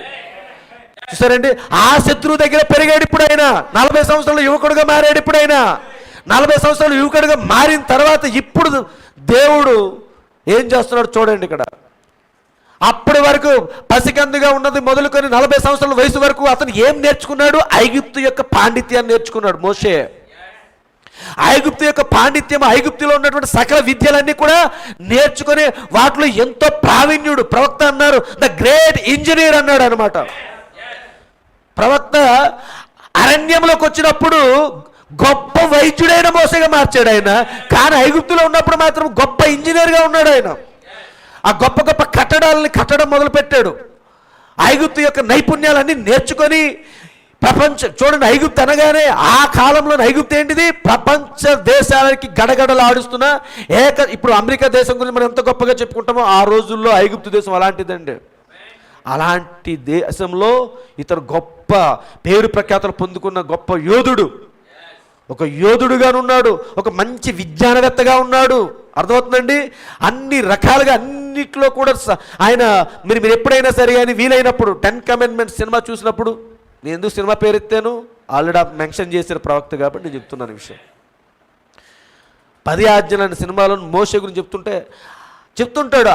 ఆ ఫరో దగ్గరికి వచ్చినప్పుడు, ఎందుకంటే ఫరో కుమారుడిగా పెంచబడ్డాడు కాబట్టి ఎన్ని రాజ్యాలని జయించుకొని వచ్చానో ఆ రాజ్యాల యొక్క జయించిన తర్వాత రాజులు బానిసలుగా మారుతారు కదా, వాళ్ళందరినీ తీసుకొచ్చి చూపిస్తుంటాడు. ఇవన్నీ కూడా చూడండి, అంత అధికారం అంత ప్రాబల్యం పొందుకున్నటువంటి మోషే 40 సంవత్సరాల తర్వాత తను తెలుసు, చిన్నతనం నుంచి నేను ఐగుప్తుని కానన్న సంగతి తెలుసు. కారణం ఏమిటి అని అంటే ఆయనకు నూరు పోస్తూ పెంచుతూ అల్లారు ముద్దుగా పెంచుతూ ట్రైనింగ్లు ఇస్తుంది ఎవరు? తన సొంత తల్లేనండి. ఆయనకి తెలుసు నేను ఐగుప్తుని కాను, నేను హెబ్రీయుడిని అని. హల్లెలూయా. కాబట్టి ఒకనొక సమయం వచ్చింది, తను ఇంకా ఈ రీతిగా ఉండి ఎలాగైనా సరే ఈ పేరు ప్రఖ్యాతలు ఉన్నాయి, ఇంత అధికారం ఉంది, నేను ఫరో తర్వాత నెక్స్ట్ ఫరోని నేనే అని చెప్పి ఇంత గొప్ప అధికారం ఉంది కాబట్టి ఈ అధికారంతో నా ఇజ్రాయెల్ ప్రజలందరినీ కూడా నేను విమోచించి బయటికి తీసుకొని వెళ్ళిపోవచ్చు అని చెప్పి తన సొంత జ్ఞానాన్ని ఉపయోగించి ఒక మనిషిని హత్య చేశాడు. అంతేనండి. ఐగుప్తు జ్ఞానం ఏం చేసింది? ఒక మనిషిని హత్య చేసింది. అలాగే ఈరోజు ఈ లోక జ్ఞానం నీకు ఏం చేస్తుంది అంటే ఒక హత్య చేయడానికి నడిపిస్తుంది. ప్రవక్త బైబిల్ గ్రంథం సెలవిస్తూ ఉంది, నరహత్య గురించి మాట్లాడుతూ ఉన్నప్పుడు నీ సహోదరుని నువ్వు ద్రోహాన్ని పిలవడమే నరహత్య అన్నాడు ఆయన. ఉందండి, మత్తయి సువార్త 5వ అధ్యాయం కనబడుతుందా లేదా? ఒక వ్యక్తిని మనం హత్య చేస్తేనే నరహత్య అని పాత నిబంధన చెప్తుంది. కానీ కొత్త నిబంధన కఠినమైనటువంటి ధర్మశాస్త్రము ఏం చెప్తుంది? నీ సహోదరుణ్ణి నువ్వు ఓ ద్రోహి అని పిలవడమే హత్యతో సమానము అంటున్నాడు ఆయన. కాబట్టి ఏం చేసింది? ఐగుప్తు యొక్క ఆ జ్ఞానము, ఆ విజ్ఞానము అంతా కూడా ఏం చేసిందంటే తన సహోదరుని లేదా ఒక మనిషిని హత్య చేయడానికి ప్రేరేపించింది తప్ప బయటికి లాక్కొని వెళ్ళడానికి, స్వాతంత్రం ఇవ్వడానికి అవకాశం రాలేదు. హల్లెలూయా. కాబట్టి దేవుడు ఏం చేశాడు? మోసేని చూసి నవ్వాడు. ఓ మోసే, నీ జ్ఞానంతో నువ్వు ప్రయత్నం చేయొద్దు, నీకు ఇంకా ఉంది టైము, పద అని చెప్పి అక్కడి నుంచి అరణ్యంలో నడిపించాడు, ఎడారిలోనికి నడిపించాడు. హల్లెలూయా. ఎడారి గుండా నడిపించి మిద్యాను దేశంలో తీసుకువెళ్ళిపోయాడు. అక్కడికి వెళ్ళిన తర్వాత అక్కడ 40 సంవత్సరాలు ఉన్నాడు. అక్కడ ఎన్ని సంవత్సరాలండి? 40 సంవత్సరాల వయసులో వెళ్ళిపోయినటువంటి మోషే ఆ మిద్యాను దేశం దగ్గర 40 సంవత్సరాలు ఉంటూ అక్కడ గొర్రెలను కాస్తూ పశువులను కాస్తూ ఉన్నాడు. ఎందుకు దేవుడు 40 సంవత్సరాలు అక్కడ ఉంచాడు? 2 సంవత్సరాలు 3 సంవత్సరాలు ఉంచొచ్చు కదా అని అన్నప్పుడు ప్రవక్త దాని గురించి ఒక మంచి జవాబు ఇచ్చాడండి. ఏమిటి అని అంటే ఐగుప్తు యొక్క విద్య 40 సంవత్సరాలు, ఆ ఐగుప్తు యొక్క విద్యను తీసివేయడానికి దేవుడు 40 సంవత్సరాలు తీసుకున్నాడు. దేవుడు విద్యను ఇవ్వడానికి, దేవుడు జ్ఞానం ఇవ్వడానికి 40 సంవత్సరాలు తీసుకోలేదండి, కేవలము 5 నిమిషాలు మాత్రం తీసుకున్నాడు అన్నాడండి. ఆ జ్ఞానాన్ని తీసివేయడానికి, ఆ ఐగుప్తు లోకంలో ఉన్నటువంటి ఆ విజ్ఞానాన్ని అంతా తీసివేయడానికి లేదు అని అంటే ఒకవేళ ఆ విజ్ఞానంతోనే ఉన్నట్లయితే మోసే ఆ విజ్ఞానంతోనే వెళ్ళి మరల యుద్ధం చేస్తానంటాడు. మంచి ఖడ్గాన్ని తయారు చేస్తుంటాడు. 40 సంవత్సరాలు మంచి పిరంగిల్ లాంటివో బాంబులు లాంటివో ఏవో తయారు చేద్దాం ప్లాన్ చేస్తూ ఉంటాడు ఒకవేళ అలాగే ఉంటే. కానీ 40 సంవత్సరాల తర్వాత ఒక రోజు అప్పటికి మోషేకి వివాహం అయిపోయింది. అప్పటికి మోషేకు కుమారుడు జన్మించాడు మిద్యాను దేశంలోనే. హల్లెలూయా. ఇవన్నీ కార్యాలు జరిగిపోయాయండి. అయిన తర్వాత ఇప్పుడు 80వ సంవత్సరం వచ్చింది ఇప్పుడు మోషేకి, ఇంచుమించుగా సుమారుగా. ఒకనొక సమయం వచ్చినప్పుడు ఎప్పుడు వెళ్తున్నటువంటి పర్వతం దగ్గరికి వెళ్ళాడు. ఎప్పుడు తిరుగుతున్నటువంటి పర్వతాల దగ్గర తిరుగుతూ ఉన్నాడు. ఆ పశువులను కాస్తూ, ఆ గొర్రెలను కాస్తూ ఉన్నాడు. సరే, అదంతా ప్రాంతం అంతా కూడా అతనికి ఎలాగైపోయింది? 40 సంవత్సరాలు కళ్ళు మూసుకొని తిరిగే అంతగా అలవాటు అయిపోయింది అనమాట. అలా ఉన్నటువంటి ఆ ప్రదేశంలోని ఒకనొక సమయము ఆ గొర్రెలను కాస్తూ ఉన్నప్పుడు ఒక వింతైనటువంటి అగ్ని పొదలో ఒక పొద కనబడుతూ ఉంది. ఆ పొదను చూస్తూ ఉన్నాడు. అన్ని పొదలు కనబడుతున్నాయి. ఆ పొదను చూస్తున్నప్పుడు ఈ పొదకి మిగతా పొదలకి ఉన్నటువంటి తేడా ఏమిటి? మిగతా పొదలకి జాగ్రత్త చూడండి, మిగతా బోధకి, మిగతా సంఘశాఖలకి ఈ వర్తమానానికి తేడా ఏమిటి అంటే ఈ వర్తమానము అగ్నితో మండుతూ ఉంటుంది, కాల్చివేయబడదు, మండుతూ ఉంటుంది. అర్థమవుతుంది? మిగతా సంఘశాఖల బోధకి వర్తమానం ఉన్న బోధకి రుజువేమిటి? ఆ మండుచున్న అగ్ని కనబడుతుందా? అది ఎప్పుడు నిరంతరం మండుతూనే ఉంటుందండి. చూడండి, ఆ అగ్ని అక్కడ మండుతుంది, కానీ ఈ మనిషికి ఏం జరగదు.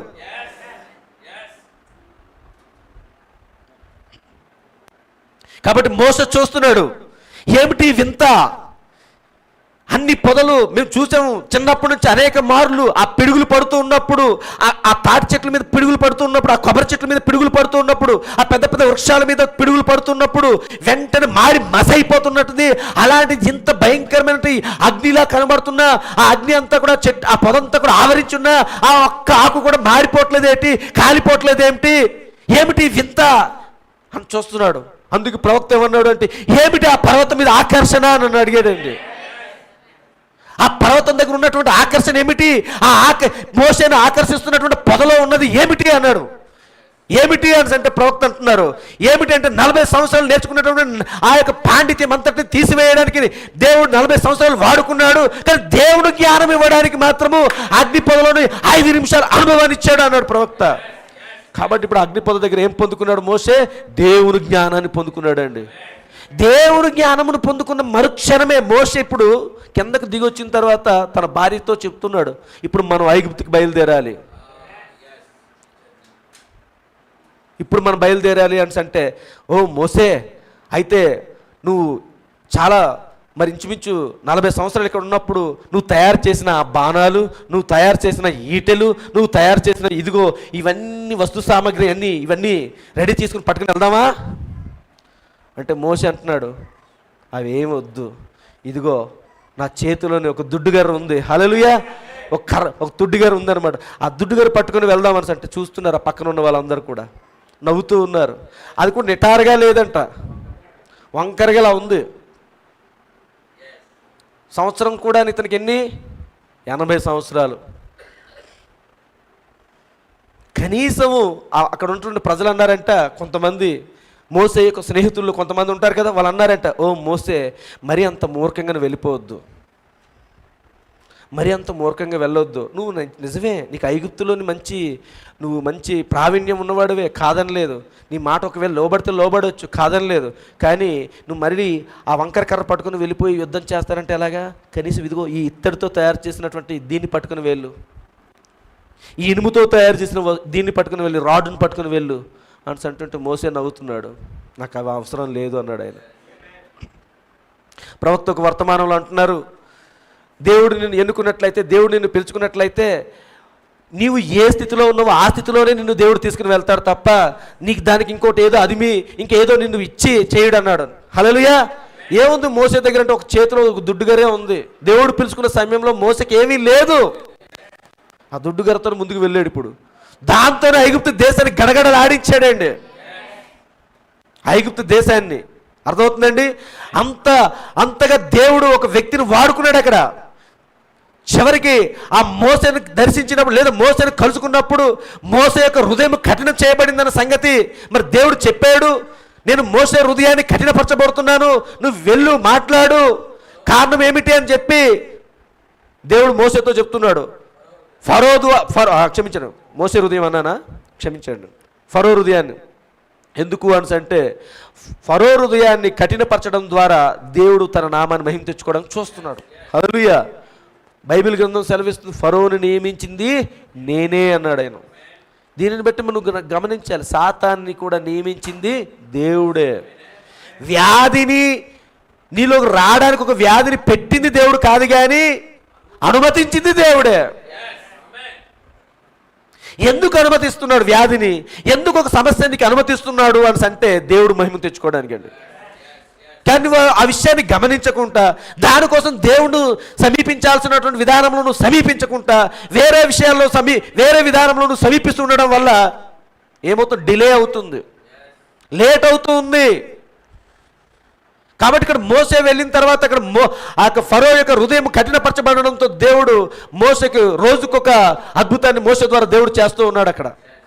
ఇవన్నీ మనం చెప్పుకొని వెళ్తే సమయం సరిపోదు మనకి, అయిపోయింది. కానీ చివరికి ఏమైంది, అక్కడ 10 తెగుళ్ళు రప్పించాడు దేవుడు మోసే ద్వారా. పలకబడిన మాట ద్వారా అక్కడ 10 తెగుళ్ళు వచ్చాయి. లాస్ట్ చివరిగా వచ్చేసరికి ఫరో కూడా ప్రతిసారి కూడా వెళ్ళండి, మొదటి తెగులు వచ్చిన వెంటనే మొన్న చెప్పారు కదా మార్క్ పాస్టర్ గారు చెప్పారు, మార్క్ పాస్టర్ గారేనా ఆ కప్పల గురించి మాట్లాడుతున్నప్పుడు, ఒకవేళ ఫ్రిడ్జ్ ఉంటే ఫ్రిడ్జ్ డోర్ తీసినా ఫ్రిడ్జ్ నిండా కప్పలు ఉన్నాయి అన్నారు కదా. ఇవన్నీ జరుగుతూ ఉన్నాయి. ఆ మంచాల దగ్గర, బెడ్ల దగ్గర ఎక్కడ చూసిన కప్పలే, తేళ్ళు. చూసారండి, రోడ్డు మీదకి వెళ్తే రోడ్డు మీద కప్పలు ఇంత ఎత్తుగా కప్పలు ఉంటే ఎక్కడ కనబడతాం మనం? చూడండి, అవి ఊహించుకుంటేనే మనకి అదంతా ఉల్లు గగురుబొట్టు వచ్చేస్తుంది. బాల్కనీ కాసి వచ్చితే కప్పలే, ఎక్కడ చూసినా కప్పలే. ఏదో తిందామని చెప్పి మూత ఎత్తే కప్పలే ఉన్నాయి అక్కడ, ఎక్కడ చూసినా కప్పలు కనబడుతున్నాయి. ఇవన్నీ చూసి ఫరో అమ్మో ఇలాగుంటే ఏంటని చెప్పి మళ్ళీ మోసేని వెంటనే పిలిపించి, సరే నీ ప్రజల్ని మరి తీసుకుని వెళ్ళొచ్చు అని అంటున్నాడు. వాళ్ళు ఏదో రెడీ అవుతున్న టైంకి మళ్ళీ కఠినంగా మారిపోతున్నాడు. ఇలా ఈ అన్ని 9 సార్లు ఇలాగే జరిగింది. లాస్ట్కి 10వ రోజు వచ్చింది. 10వ తెగులుని కుమ్మరించే ముందు మోసేతో దేవుడు మాట్లాడాడు. ఇదిగో అదే చదువుదాం, దానిలోకి ఇప్పుడు వచ్చాం కదా మనం, మరి చదవాలి, మరి తప్పదు. నిర్గమకాండము 12వ అధ్యాయం చూద్దాం.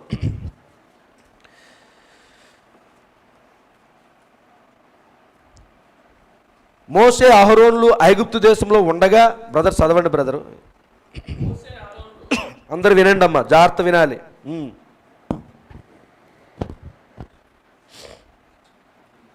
మోషే అహరోన్లు ఐగుప్తు దేశంలో ఉండగా యెహోవా వారితో ఎలాగూ సెలవిచ్చాను. ఏమే ఎక్కడున్నారండి మోషే అహరోన్లు? ఐగుప్తు దేశంలోనే. నెలలో ఈ నెల మీకు మొదటిది. నెలలో ఈ నెల మీకు మొదటిది.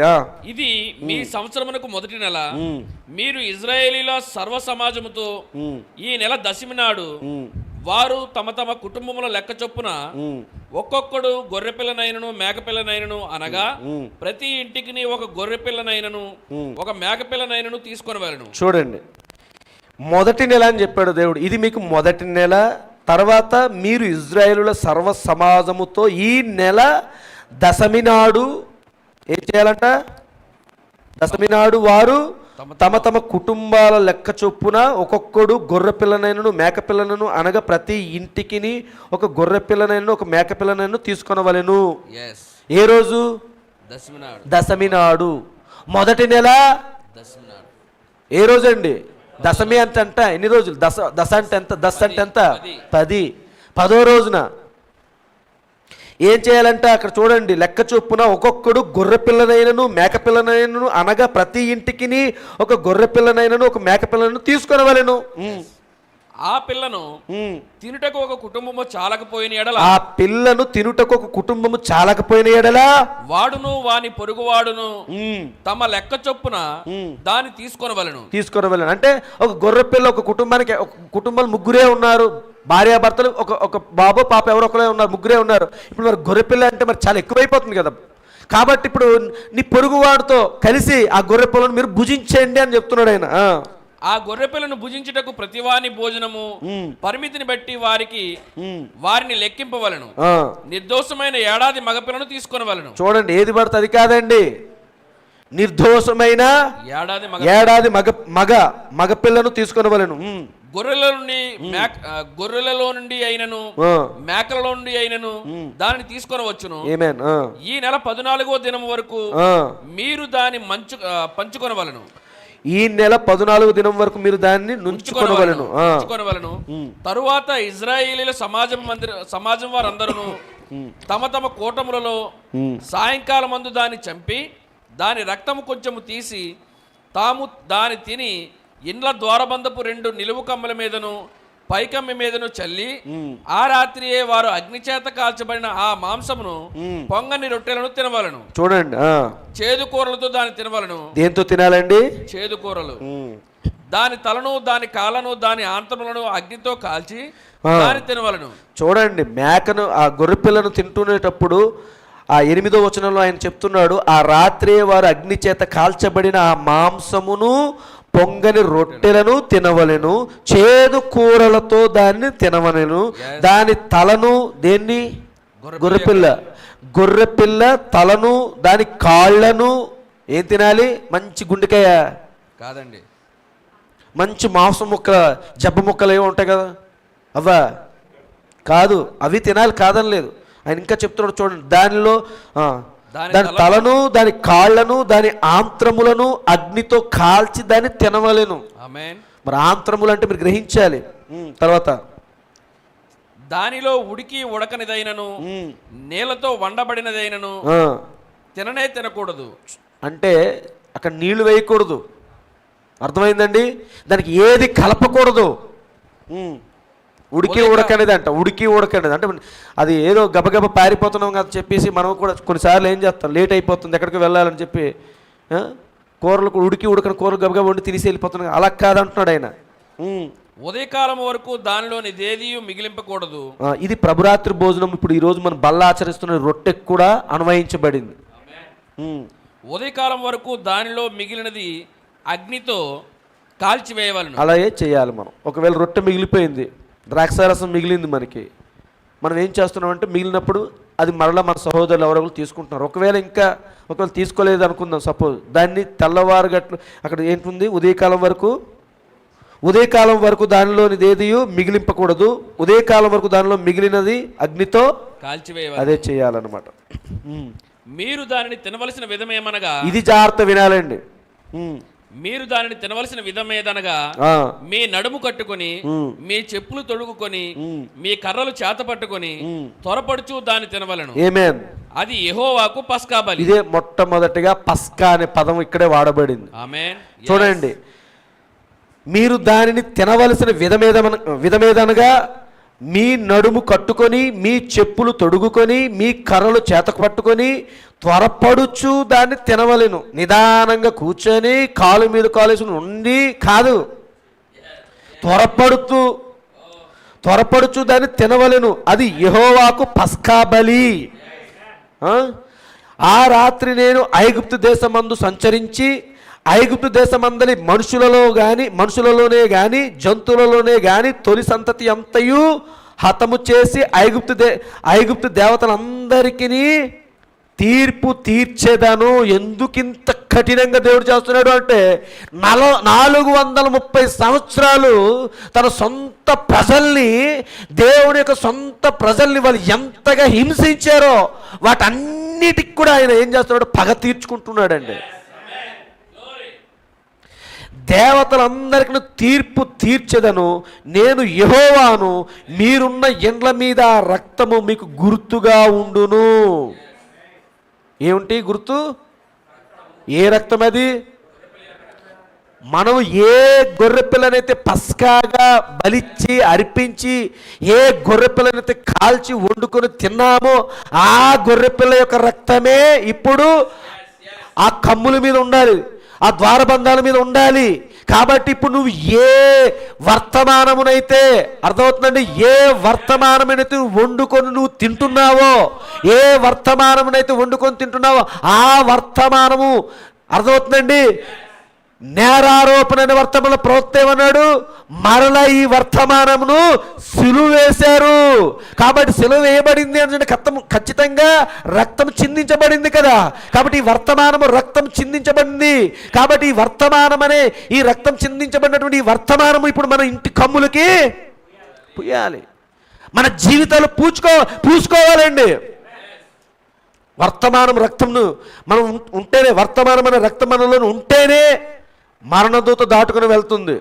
చూద్దాం, చదవండి బ్రదర్. 13 మీరున్న ఇండ్ల మీద ఆ రక్తము మీకు గుర్తుగా ఉండును. ఆమేన్. నేను ఆ రక్తమును చూచి మిమ్మల్ని నశింపచేయక దాటిపోయేదను. ఆమేన్. నేను ఐగుప్తు దేశమును పాడు చేయుచుండగా మిమ్ము సంహరించుటకు తెగులు మీ మీదకి రాదు. కాబట్టి ఈ దినము మీకు జ్ఞాపకార్థమైన దగును. మీరు యెహోవాకు పండుగగా దాన్ని ఆచరింపవలను, తరతరములకు నిత్యమైన కట్టడగా దాన్ని ఆచరింపవలను. 7 దినములు. చాలు బ్రదర్, ఎందుకంటే అసలు ఈ 51వ అధ్యాయం వరకు, 51వ వచనం వరకు మనం చదవాలి. ఇదంతా కూడా మరి ఈరోజు బాగా టైం అయింది. కానీ ఇక్కడ మనం చూస్తున్న విషయం చూడండి, చివరికి ఆ రక్తపు గుర్తు గురించి ఆయన క్లియర్గా చెప్తున్నాడు. ప్రవక్త ఈ పస్కా పండుగ గురించి మాట్లాడుతూ, ఈ గుర్తు గురించి మాట్లాడుతూ మరొక వర్తమానంలో ఒక విషయం చెప్పాడు. మరి ఈరోజుకి ఆ వర్తమానంలో అసలు నేను ఎన్ని కోడ్లు రాసుకున్నానంటే ఇంచుమించు 4 వర్తమానాల్లోని కోడ్స్ రాసుకున్నాను నేను. కానీ ఇప్పుడు అందులో ఒక వర్తమానంలో ఒక 3 కోడ్లు ఉన్నాయి. ఆ కోడ్స్ని మనం చూద్దాం, అందులో చూసి మరి ఈరోజుకి ముగించుకుందాం. మరి పస్కా పండుగ నాకు తెలిసినంత వరకు మరి ముగించలేదు, అయినప్పటికీ చూద్దాం, జాగ్రత్త విందాం. ఇది ఏందైపోయింది ఈరోజు.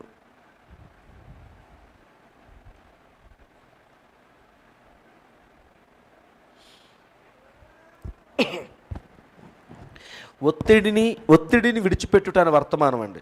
వర్తమానం పేరు ఒత్తిడిని విడిచిపెట్టుట. 62వ సంవత్సరము 5వ నెల 13వ తారీఖు సాయంకాల సమయంలో బోధించారు దాన్ని ప్రవక్త. జాగ్రత్త విందాం.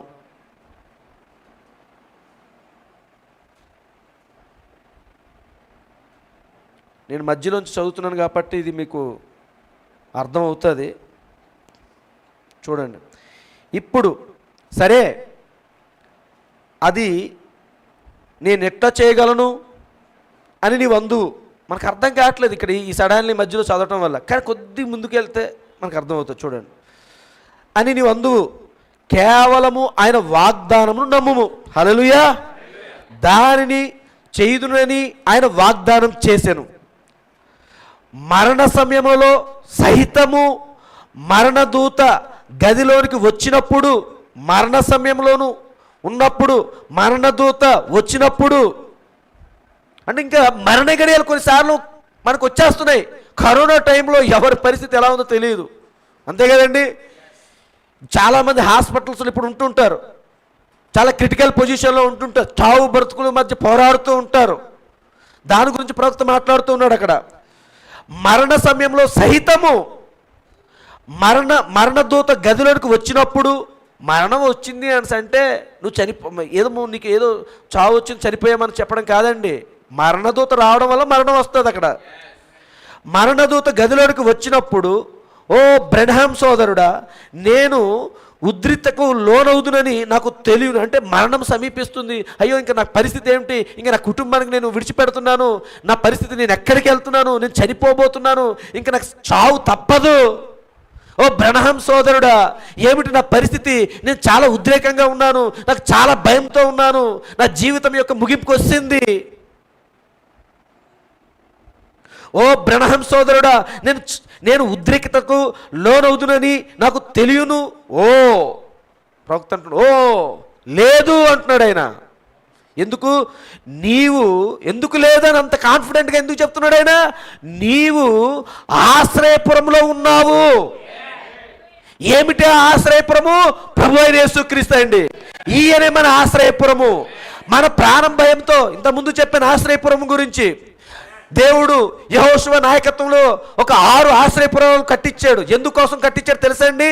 పొరపాటున ఎవరైనా ఒక సహోదరుడు అనుకోని రీతిలో తెలియకుండానే ఒక సహోదరుడికి చంపేశాడు అనుకోకుండా.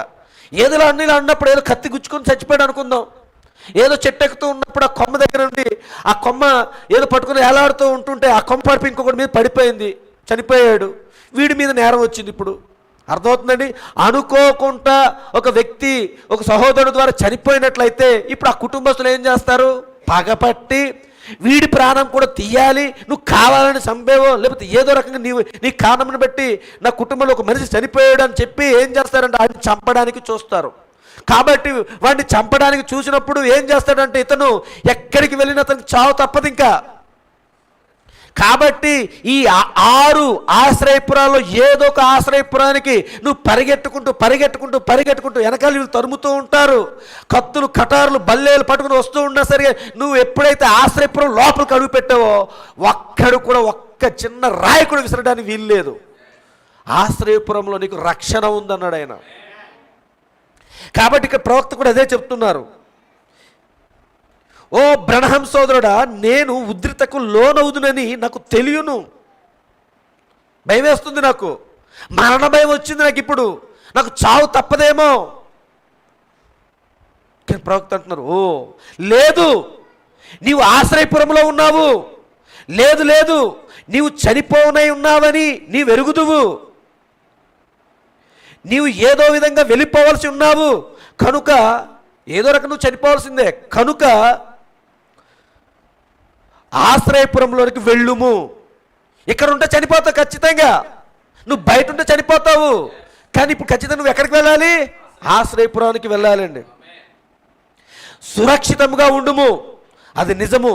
ఆశ్రయపురములో ఉన్నంత వరకు నీవు సురక్షితమే. ఇది సింపుల్గా తీసుకోవద్దండి. నీవు గుర్తుంచుకొనుము, ఆయన నీ కొరకు చనిపోయాను, ఆయన నీ గురించి చింతించుచున్నాడు, ఆయన నీ కొరకు చనిపోయాను. అది నమ్మినట్లయితే, ఆయన నా కొరకే చనిపోయాడను నమ్మినట్లయితే నువ్వు ఎందుకు వ్యాధి గురించి భయపడుతున్నావు? ఆయన నీ కోసమే చనిపోయాడని అనుకున్నట్లయితే నువ్వు ఎందుకు సమస్యల గురించి, ఒత్తిడి గురించి భయపడుతున్నావు అంటున్నాడు ప్రవక్త. నువ్వు నమ్మట్లేదు. ఇప్పుడు ఒక్కసారి చూద్దాం. బ్రెన్హాం సోదరుడా, మరణదూత ద్వారము వద్ద నిలుచుండి తట్టుచున్నప్పుడు కూడా ఉద్రిక్తకు లోను కాకుండా ఉండవలనని నీవు భావించుచున్నావా? మరణదూత అంట అడుగుతున్నారు సహోదరు బ్రహ్నాం గారికి వచ్చిన ప్రశ్నలు. మరణదూత ఈ ఇంటికి గుమ్మం దగ్గర నిలబడి డోర్ కడుతుంది అంటే నీ దగ్గరికి వచ్చింది, నీ హృదయమైన తలుపు దగ్గరికి వచ్చి మరణము నీ గుండెల మీద కూర్చొని, ఆ మరణదూత కూర్చొని ఇంకొక 2 నిమిషాల్లో, ఇంకొక కొన్ని నిమిషాల్లో నువ్వు పోతున్నావు, చనిపోబోతున్నావు, నీ పని అయిపోయింది, ఇంకేంటి లేదు అని నీ గుండెల మీద కూర్చొని మరణదూత, అర్థమవుతుందండి, ఒత్తిడి తీసుకొని వస్తున్నా. ఆ సమయంలోనూ కూడా బ్రహ్నాం గారి గురించి బ్రహ్నాం అంటున్నారు, బ్రహ్నాం సోదరుడా, మరణదూత ద్వారం వద్ద నిలుచుండి తట్టుచున్నప్పుడు కూడా ఉద్రిక్తకు లోను కాకుండా ఉండవలనని నీవు భావించుచున్నావా అని మీరు అడగవచ్చును. లేదు, ఏ మాత్రము తొనకము. సరే, ఎందుకు నీవు అది చేయవలను? ఎందుకు నీవు అది చేయవలను? ఎందుకు అది ఏ మాత్రము తొనగకుండా ఎందుకంత కాన్ఫిడెంట్గా ఉండవలను? ఆశ్రయపురం వద్దకు రమ్ము. హల్లెలూయా. ఆశ్రయపురం దగ్గరికి నువ్వు వచ్చినప్పుడు ఇంకా ఏది జరగదు అంటున్నాడు ఆయన. ఇప్పుడు ప్రవక్త అంటున్నారు, సరే అని నువ్వు అనవచ్చును. బ్రహ్నాం సోదరుడా, సరే ఇప్పుడు ఒక నిమిషం ఆగండి. ప్రవక్త అంటున్నారు, ఇప్పుడు ఒక నిమిషం ఆగండి, ఐగుప్తులోనున్న ఇజ్రాయేలులను మనము తీసుకుందాం. ఇప్పుడు ఇక్కడికి వచ్చాడు ఈ పోర్షన్ దగ్గర ప్రవక్త. ఐగుప్తులో ఉన్న ఇజ్రాయేలును తీసుకుందాము. దేవుడు ఈలాగు చెప్పిన సమయం వచ్చెను, ఇలాంటిది ఒక సమయం వచ్చెను, ఆ దేశము గుండా, జాగ్రత్త వినాలి, ఎవరు కూడా దీన్ని మిస్ అవ్వకండి. ఇప్పుడు దాకా చెప్పినటువంటి అసలైనటువంటి పస్కాని ఇప్పుడు మనం భుజిస్తూ ఉన్నాం. ఇది మన పస్కా పండుగ. అది యెహోవా యొక్క 7 పండుగలో మొదటి పండుగ పస్కా పండుగ అయినట్లయితే, ఇప్పుడు యేసుక్రీస్తు యొక్క 7 పండుగలో మొదటి పండుగ మనం ఇప్పుడు భుజిస్తూ ఉన్నాం అనమాట. దానికోసం ఇప్పుడు నేను మాట్లాడుతూ ఉన్నాను. దేవుడు ఈలాగు చెప్పిన సమయం వచ్చెను, ఆ దేశము గుండా మరణదూత సంచారము చేయను, ద్వారం మీద రక్తము లేనిచో కుటుంబంలోని పెద్దవారందరినీ సంహరించనై ఉన్నాను. అది ఆ గొప్ప పస్కారాత్రి. ఇక్కడ ఒక వాగ్దాన సంతతియగు ఇజ్రాయేలు వారు వాగ్దాన దేశంలోకి వెలుచున్నారు. హల్లెలూయా. వారు, అది పస్కారాత్రి, మరణదూత దేశంలో ఉన్నది. హల్లెలూయా. వీధిలో ఇక్కడ చూడండి, వీధిలో నుండి ఒక కేక వచ్చుటను మనం విందుము. వీధిలో నుండి ఒక కేక వచ్చుట మనం విందుము. మనము బయటకు చూతుము. 2 పెద్ద నల్లని రెక్కలు వీధిలో అల్లాడుచున్నవి. ఎవరాలు? ఇజ్రాయేలులందరూ ఆశ్చర్యముతో ముంచెత్తబడి మీరు అనుకుందురా? ఇజ్రాయేలులందరూ ఆశ్చర్యముతో ముంచెత్తబడిరని మీరు అనుకొందురా? లేదండి. ప్రవక్త అంటున్నాడు, మరణము తలుపు వద్దనే ఉన్నది. మరణం ఎక్కడుంది? తలుపు వద్దనే ఉన్నది. చిన్న పిల్లవాడు కిటికీలో నుండి బయటకు తొంగి చూశాను. అతడే ఆ కుటుంబంలో పెద్దవాడు. ఆ చిన్న పిల్లవాడు ఆ కుటుంబంలోని పెద్దవాడు. అతడు ఆ పెద్ద నల్లని దూతను చూసెను. అతడు దానిలో చూస్తూ ఇట్లా అడుగుచున్నాడు. ఇది మన పస్కా అండి. ఇప్పుడు ఇది మన పస్కా. ఇంతవరకు ఇజ్రాయేల్ ప్రజల యొక్క పస్కాను మనం చూసాము, వాళ్ళ మొదటి పస్కాను చూసాము. ఇప్పుడు మన పస్కా ఇది.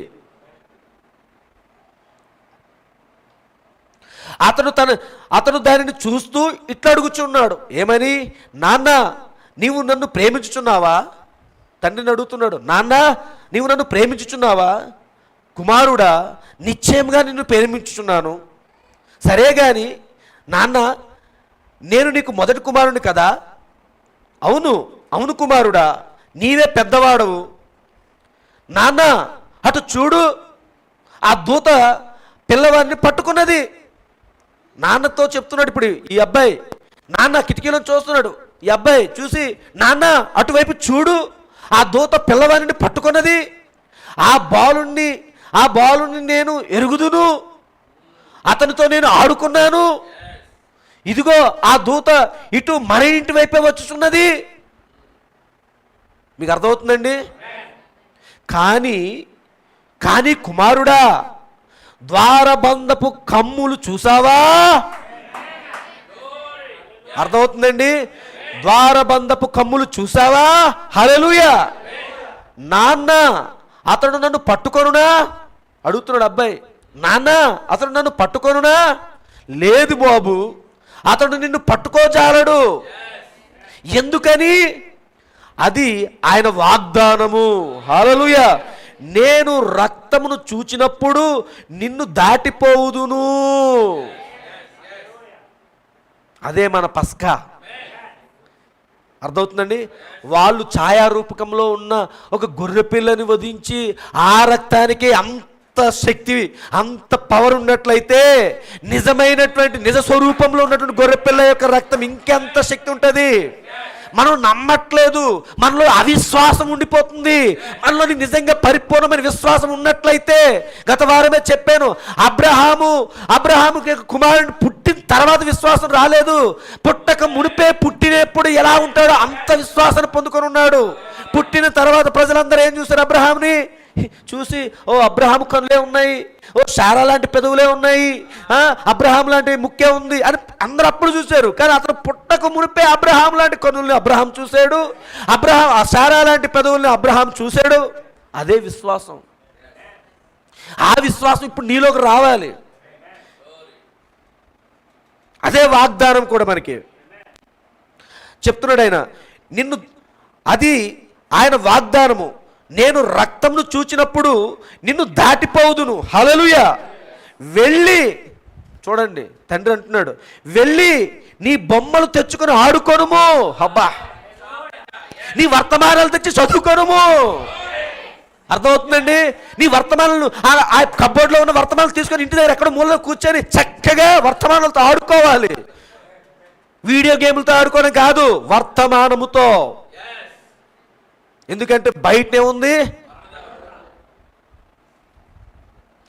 వెళ్ళి నీ బొమ్మలు తెచ్చుకొని ఆడుకొనుము. కుమారుడా, బాధపడవలసిన అవసరం ఏమీ లేదు. మనము దేవుని యొక్క ఆశ్రయపురంలో ఉన్నాము. హల్లెలూయా. ఒత్తిడిని బయటకు వదులుము. అదే చెప్తున్నాడండి ఆయన. అర్థమవుతుంది కదండి? ఇంకా ఆయన అంటున్నాడు, ఇజ్రాయేలు కూర్చొని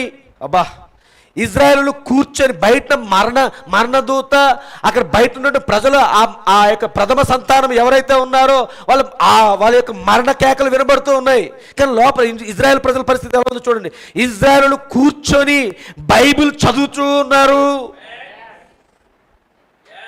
ఈరోజు ఆత్మ సంబంధమైన ఇజ్రాయెల్ మనము ప్రపంచంలో జరుగుతున్నటువంటి ఒత్తిళ్లు, గందరగోళాలు, రాజకీయాలు, మతాలు, యుద్ధాలు, భూకంపాలు, అర్థమవుతుందండి, రకరకాల ఎంటర్టైన్మెంట్ ప్రోగ్రాంలు వాళ్ళు మునిగిపోయి ఉంటే మనము ఈ కాలము గడియ వర్తమానము ద్వారా మనం ఇక్కడ ఏమవుతున్నాం? మనం ఇక్కడ మునిగిపోయి ఉన్నామండి. ఇజ్రాయేలు కూర్చొని బైబిల్ చదువుతూ ఉన్నారు. తక్కిన వారందరూ కేకలు వేయచ్చు ఉద్రిక్తతలో మునిగి ఉండగా ఇజ్రాయేలు విశ్రాంతి పొందుచూ ఉన్నారు. హల్లెలూయా. ఇజ్రాయేలు విశ్రాంతి పొందుచూ ఉన్నారు. ఎందువలన? మరణము ద్వారము యొద్దనే ఉన్నది. దాని వలన ఏమిటి ప్రత్యేకత? అది వారికి హాని చెయ్యజాలదు. హల్లెలూయా. కనుక మరణము మన గుమ్మముల ముందుకు వచ్చినప్పుడు దేవునికి మహిమ. హల్లెలూయా. దేవుని యొక్క ఏర్పాటు నా హృదయపు కమ్ముల మీద, చూడండి ప్రవక్త అంటున్నాడు, ఆ కమ్ములు ఇప్పుడు ఏంటవి? మన హృదయమే. మన హృదయపు కమ్ముల మీద రక్తము ప్రోక్షింపబడినంత కాలము దాని వలన నాకు ఏమీ లెక్కలేదు. నువ్వు హాస్పిటల్ బెడ్ మీద పడుకొని ఉన్నప్పుడు డాక్టర్లు వచ్చి ఇంకో 2 రోజుల్లోనే నువ్వు బ్రతుకుతావు, ఇంకో గంటే బ్రతుకుతావు, ఒక నెల రోజులే బ్రతుకుతావు. కానీ నువ్వు నీ హృదయం అనే ఆ కమ్ముల మీద ఆ రక్తమును కానీ నువ్వు కలిగి ఉన్నట్లయితే, ప్రవక్త ఏమంటున్నాడు, నువ్వు 6 అడుగుల గోతులు నిన్ను పాతి పెట్టినా కానీ నీ హృదయం అనే కమ్ముల మీద ఆయన రక్తం ప్రోక్షింపబడినట్లయితే దాని నుంచి బయటకు వస్తామంటున్నాడు ఆయన.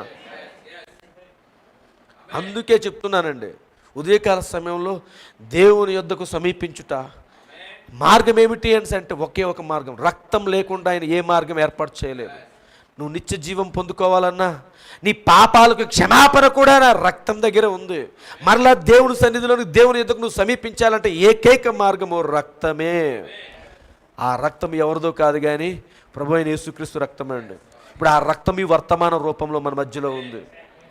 వర్తమానం అక్షరార్థమైన మానవ లోక సంబంధమైన జ్ఞానంతో చదవడం కాదు.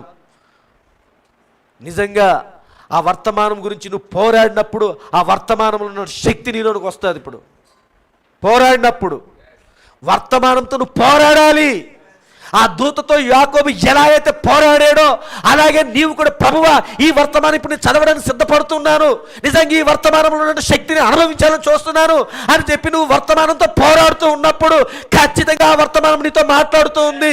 ఈ రోజు నుంచి నువ్వు ఇప్పుడు యాకోబువు కావు, ఇశ్రాయేలుడివి అని పిలిచినట్టే ఈ రోజు నుంచి నువ్వు నా కుమారుడివి, ఈ రోజు నుంచి నువ్వు నా కుమార్తెవి, నీ మీద ఏ మరణము ఏలదంటుంది. వర్తమానంలో శక్తి ఉంది. అదే మనం చూడాలండి. అది చూడలేకపోతున్నాం మనం. ఇప్పుడు గుడ్డిగా మామూలు నమ్మేస్తున్నావు, వర్తమానం నమ్మేం అంతే కాదు. నువ్వు రక్తాన్ని గుర్తించాలి.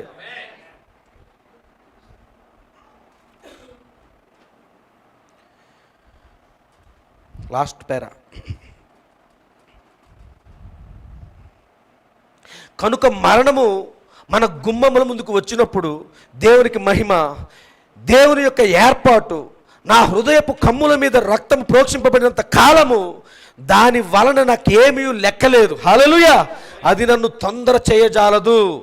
రేపు నీవు చనిపోదు అని వైద్యుడు చెప్పినచో దానివల్ల ఏమీ తేడా కనబడను. డాక్టర్ చెప్తాడు, కానీ నువ్వు దానికోసం భయపడాల్సిన పని లేదు అంటున్నాడు ఆయన. రక్తము గడప కమ్ముల మీద ఉన్నది. ఎలాగైనా నీవు చనిపోయేదవు, కానీ ఆ రక్తము అన్వయించబడినచో ఒక పునరుద్ధానమును నా కొరకు వచ్చుచున్నదని. హల్లెలూయా. ఒకవేళ ఎలాగైనా మరణించవచ్చు, కానీ రక్తము నీ దగ్గర ఉన్నది కాబట్టి ఒక పునరుద్ధానం ఉన్నది. ఒక కేక వినబడినప్పుడు, ఒక కడబూర ద్వారా వినబడినప్పుడు ఆ మృతులు సైతం కూడా ఏమవుతున్నారు? పునరుద్ధానం చెందబోతూ ఉన్నారు. ఎవరు చెందుతారండి పునరుద్ధానము? రక్తం ఉన్నవాళ్ళు. ఆ హృదయమనే ఆ కమ్ముల మీద ఈ క్రీస్తు రక్తం ప్రోక్షింపబడిన వాళ్ళు మాత్రమే పునరుద్ధానం చెందుతారండి. నేనేమో 1, 2, 3, 4 వర్తమానాల్లో పేరాలు చాలా రాశాను, కానీ ఒక వర్తమానంలో ఒక పేరానే చదివాను. కానీ గమనించండి, పస్కా గురించి మాట్లాడుతూ ప్రవక్త ఏమిటా నిజమైన పస్కా ఇప్పుడు మనం చూసామా? ఇజ్రాయేలు యొక్క పస్కాను వాళ్ళు ఐగుప్తు దేశంలో ప్రారంభించారు. మన పస్కా ఎక్కడ ప్రారంభమైంది? కలువరి శిలువలోనండి. హల్లెలూయా. అలా ఈరోజు మరలా ఆది అపోస్తుల బోధ తప్పిపోయింది, సిద్ధాంతాలుగా మారిపోయింది, తప్పుడు బోధలుగా మారిపోయింది. కానీ మన కాలపు వర్తమానికుడు మరలా పస్కాను పునరుద్ధరించాడు. హల్లెలూయా. కాబట్టి మొట్టమొదటిగా ఆచరించినటువంటి ఆ పస్కా ఏదైతే ఉందో ఆ పస్కా మరి రిఫరెన్స్ రాశాను, కానీ మరి అన్ని తీసి చదివితే సమయం సరిపోదు కదా. కానీ ఏం జరిగింది? మోసే కాలంలోనే ఆ పస్కా ప్రారంభమైంది. అరణ్య ప్రాంతంలో కూడా మళ్ళీ పస్కాను ప్రారంభించారు. అర్థమవుతుందండి? అరణ్య ప్రాంతంలో కూడా వచ్చినప్పుడు కూడా వాళ్ళ పస్కా పండుగను ఆచరించారండి. ప్రతి సంవత్సరం మొదటి నెలలోనే వాళ్ళ పస్కాను 14వ దినాన్న ఆ పస్కా పండుగను ఆచరించి అరణ్యంలో కూడా. ఆ తర్వాత ఐగుప్తు దేశం విడిచిపెట్టి అరణ్యం దాటుకొని యోర్దాన్ నది దాటిన తర్వాత, యోర్దాన్ నది దాటిన తర్వాత సమూయేలు గ్రంథం చదవండి, యెహోషువ గ్రంథాన్ని చదవండి. యోర్దాన్ నది దాటిన వెంటనే అక్కడ బలిష్ఠుడైన దూతకు దూసిని ఖడ్గం పట్టుకొని దిగొచ్చాడు కదా.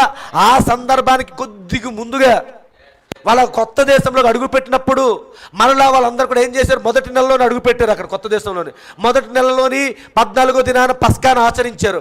ఆ పస్కాను ఆచరిస్తున్నప్పుడు పరలోకం నుంచి కురిసినటువంటి మన్నా ఆ దినం నుంచి అక్కడ ఆగిపోయింది. ఆ సంవత్సరం వాళ్ళ ఆ దేశం యొక్క పంటను వారు భుజించారని లేఖనం సెలవిస్తుంది. చూడండి, పస్కా పండుగ అలా వస్తూనే ఉంది. తర్వాత న్యాయాధిపతుల కాలంకి వచ్చింది. న్యాయాధిపతుల కాలంలో కూడా పస్కా వచ్చింది. అలా ముందు కొనసాగుతూ వచ్చింది. రాజుల కాలం దగ్గరికి వచ్చింది. మధ్యలో దావీదు కాలంలోని ఎక్కడ మనకు కనబడదు పస్కా గురించి. తర్వాత ఆహాబు కాలం వచ్చింది, పస్కా కనబడదు. ఉందండి, ఎక్కడ కనబడలేదు. రాజులు దాటుకుంటూ వచ్చారు, ఎక్కడ పస్కా లేదు. కానీ ఆ గ్రంథాలు ఎక్కడో తప్పిపోయాయి. కానీ ఒకనొక సమయం వచ్చినప్పుడు యోషియా అని ఒక రాజు వచ్చాడు. హల్లెలూయా. ఎన్నో మంది రాజులు దాటుకుని వచ్చిన తర్వాత చివరిలో ఉన్నటువంటి యోషియా అని ఒక రాజు వచ్చాడండి. యోషియా అనే రాజు చేతుల్లోనికి ఏమొచ్చింది? గ్రంథం వచ్చింది. విప్పబడే గ్రంథం వచ్చింది. ఆ గ్రంథం తెరిచినప్పుడు తమ పూర్వీకులు ఆది అపోస్తులు ఏదైతే బోధించారో, ఏ వర్తమానం అయితే చూశారో అదే వర్తమానం, అదే పస్కాని మనలో అక్కడ ఆయన పునరుద్ధరించాడు. రాజుల గ్రంథంలో పునరుద్ధరించినప్పుడు అక్కడ లేఖనం సెలవిస్తుంది, తన కాలంలో పస్కా ఆచరించినటువంటి ఆ పస్కా పండుగ తనకు ముందున్నటువంటి ఏ రాజులు కూడా ఎవ్వరు చేయలేనంత గొప్పగా పస్కా పండుగ ఆచరించబడింది అన్నాడు. అదే ఇప్పుడు మనం అనుభవిస్తూ ఉన్నామండి. ఇదే ఆది అపోస్తుల కాలంలోని ఆ పెంతెకొస్తు దినాన పరిశుద్ధాత్మ గుమ్మరించబడి సంఘం మీదకి పరిపూర్ణమైన వాక్యంగా ఎలా అయితే దిగొచ్చాడో, మరలా 7 సంఘకాలు తప్పిపోయినటువంటి ఈ వర్తమానాలన్నింటినీ కూడా, ఈ బోధనలన్నింటినీ కూడా ఈ కాలంలో మరలా 7వ సంఘకాల వర్తమానం కూడా వచ్చి వాటన్నిటిని పునరుద్ధరించుకొని ఏ కాలంలో ఎన్నడూ చరిత్రలో ఎక్కడ జరగలేని అద్భుత కార్యాలు, ఆశ్చర్య కార్యాలు, మరణించినటువంటి మృతులు సైతం తిరిగి లేపబడినటువంటి గొప్ప ఉజ్జీవం వచ్చిందండి. ఏమిటి అంటే వర్తమానంలో దాగి ఉన్నది ఇదంతా కూడా పస్కా. ఈ పస్కా పండుగను మనం ఇప్పుడు ఆచరించాలి. ఇదే నిజమైన అది యెహోవా యొక్క 7 పండుగలో మొదటి పండుగ పస్కా అయితే, మన కాలంలోని యేసుక్రీస్తు యొక్క పండుగలో మొదటి పండుగ మనం ఈరోజు చూస్తున్నాం అనమాట. దేవుని చిత్తమైనట్లయితే మిగతా పండుగ, పులియన రొట్టెల పండుగని, మిగతా ప్రథమ ఫలముల పండుగ, పెంతెకొస్తు ఇవన్నీ కూడా ఒక్కొక్క రోజు ఒక్కొక్క వారమైన అవ్వచ్చు, ఒక వారానికి 2-3 పండుగలు అని చెప్పుకోవచ్చు. కాబట్టి మనం అందరం కూడా ఈ పస్కాని ఇప్పుడు అర్థమవుతుందండి. ఇప్పుడు మన పస్కాని ఏదైతే ఇప్పుడు దాకా భుజించామో దీని భౌతిక రూపంగా మరి ఇప్పుడు ఆ యొక్క పస్కాను మనం భుజించాలి. కాబట్టి మనం అందరం సిద్ధపడదాం. దానికోసం అందరూ కూడా సిద్ధపడండి. ఓకే, ఈ మాటలు మరి దీవించినట్లుగా మనం ప్రార్థన చేసుకుందాం.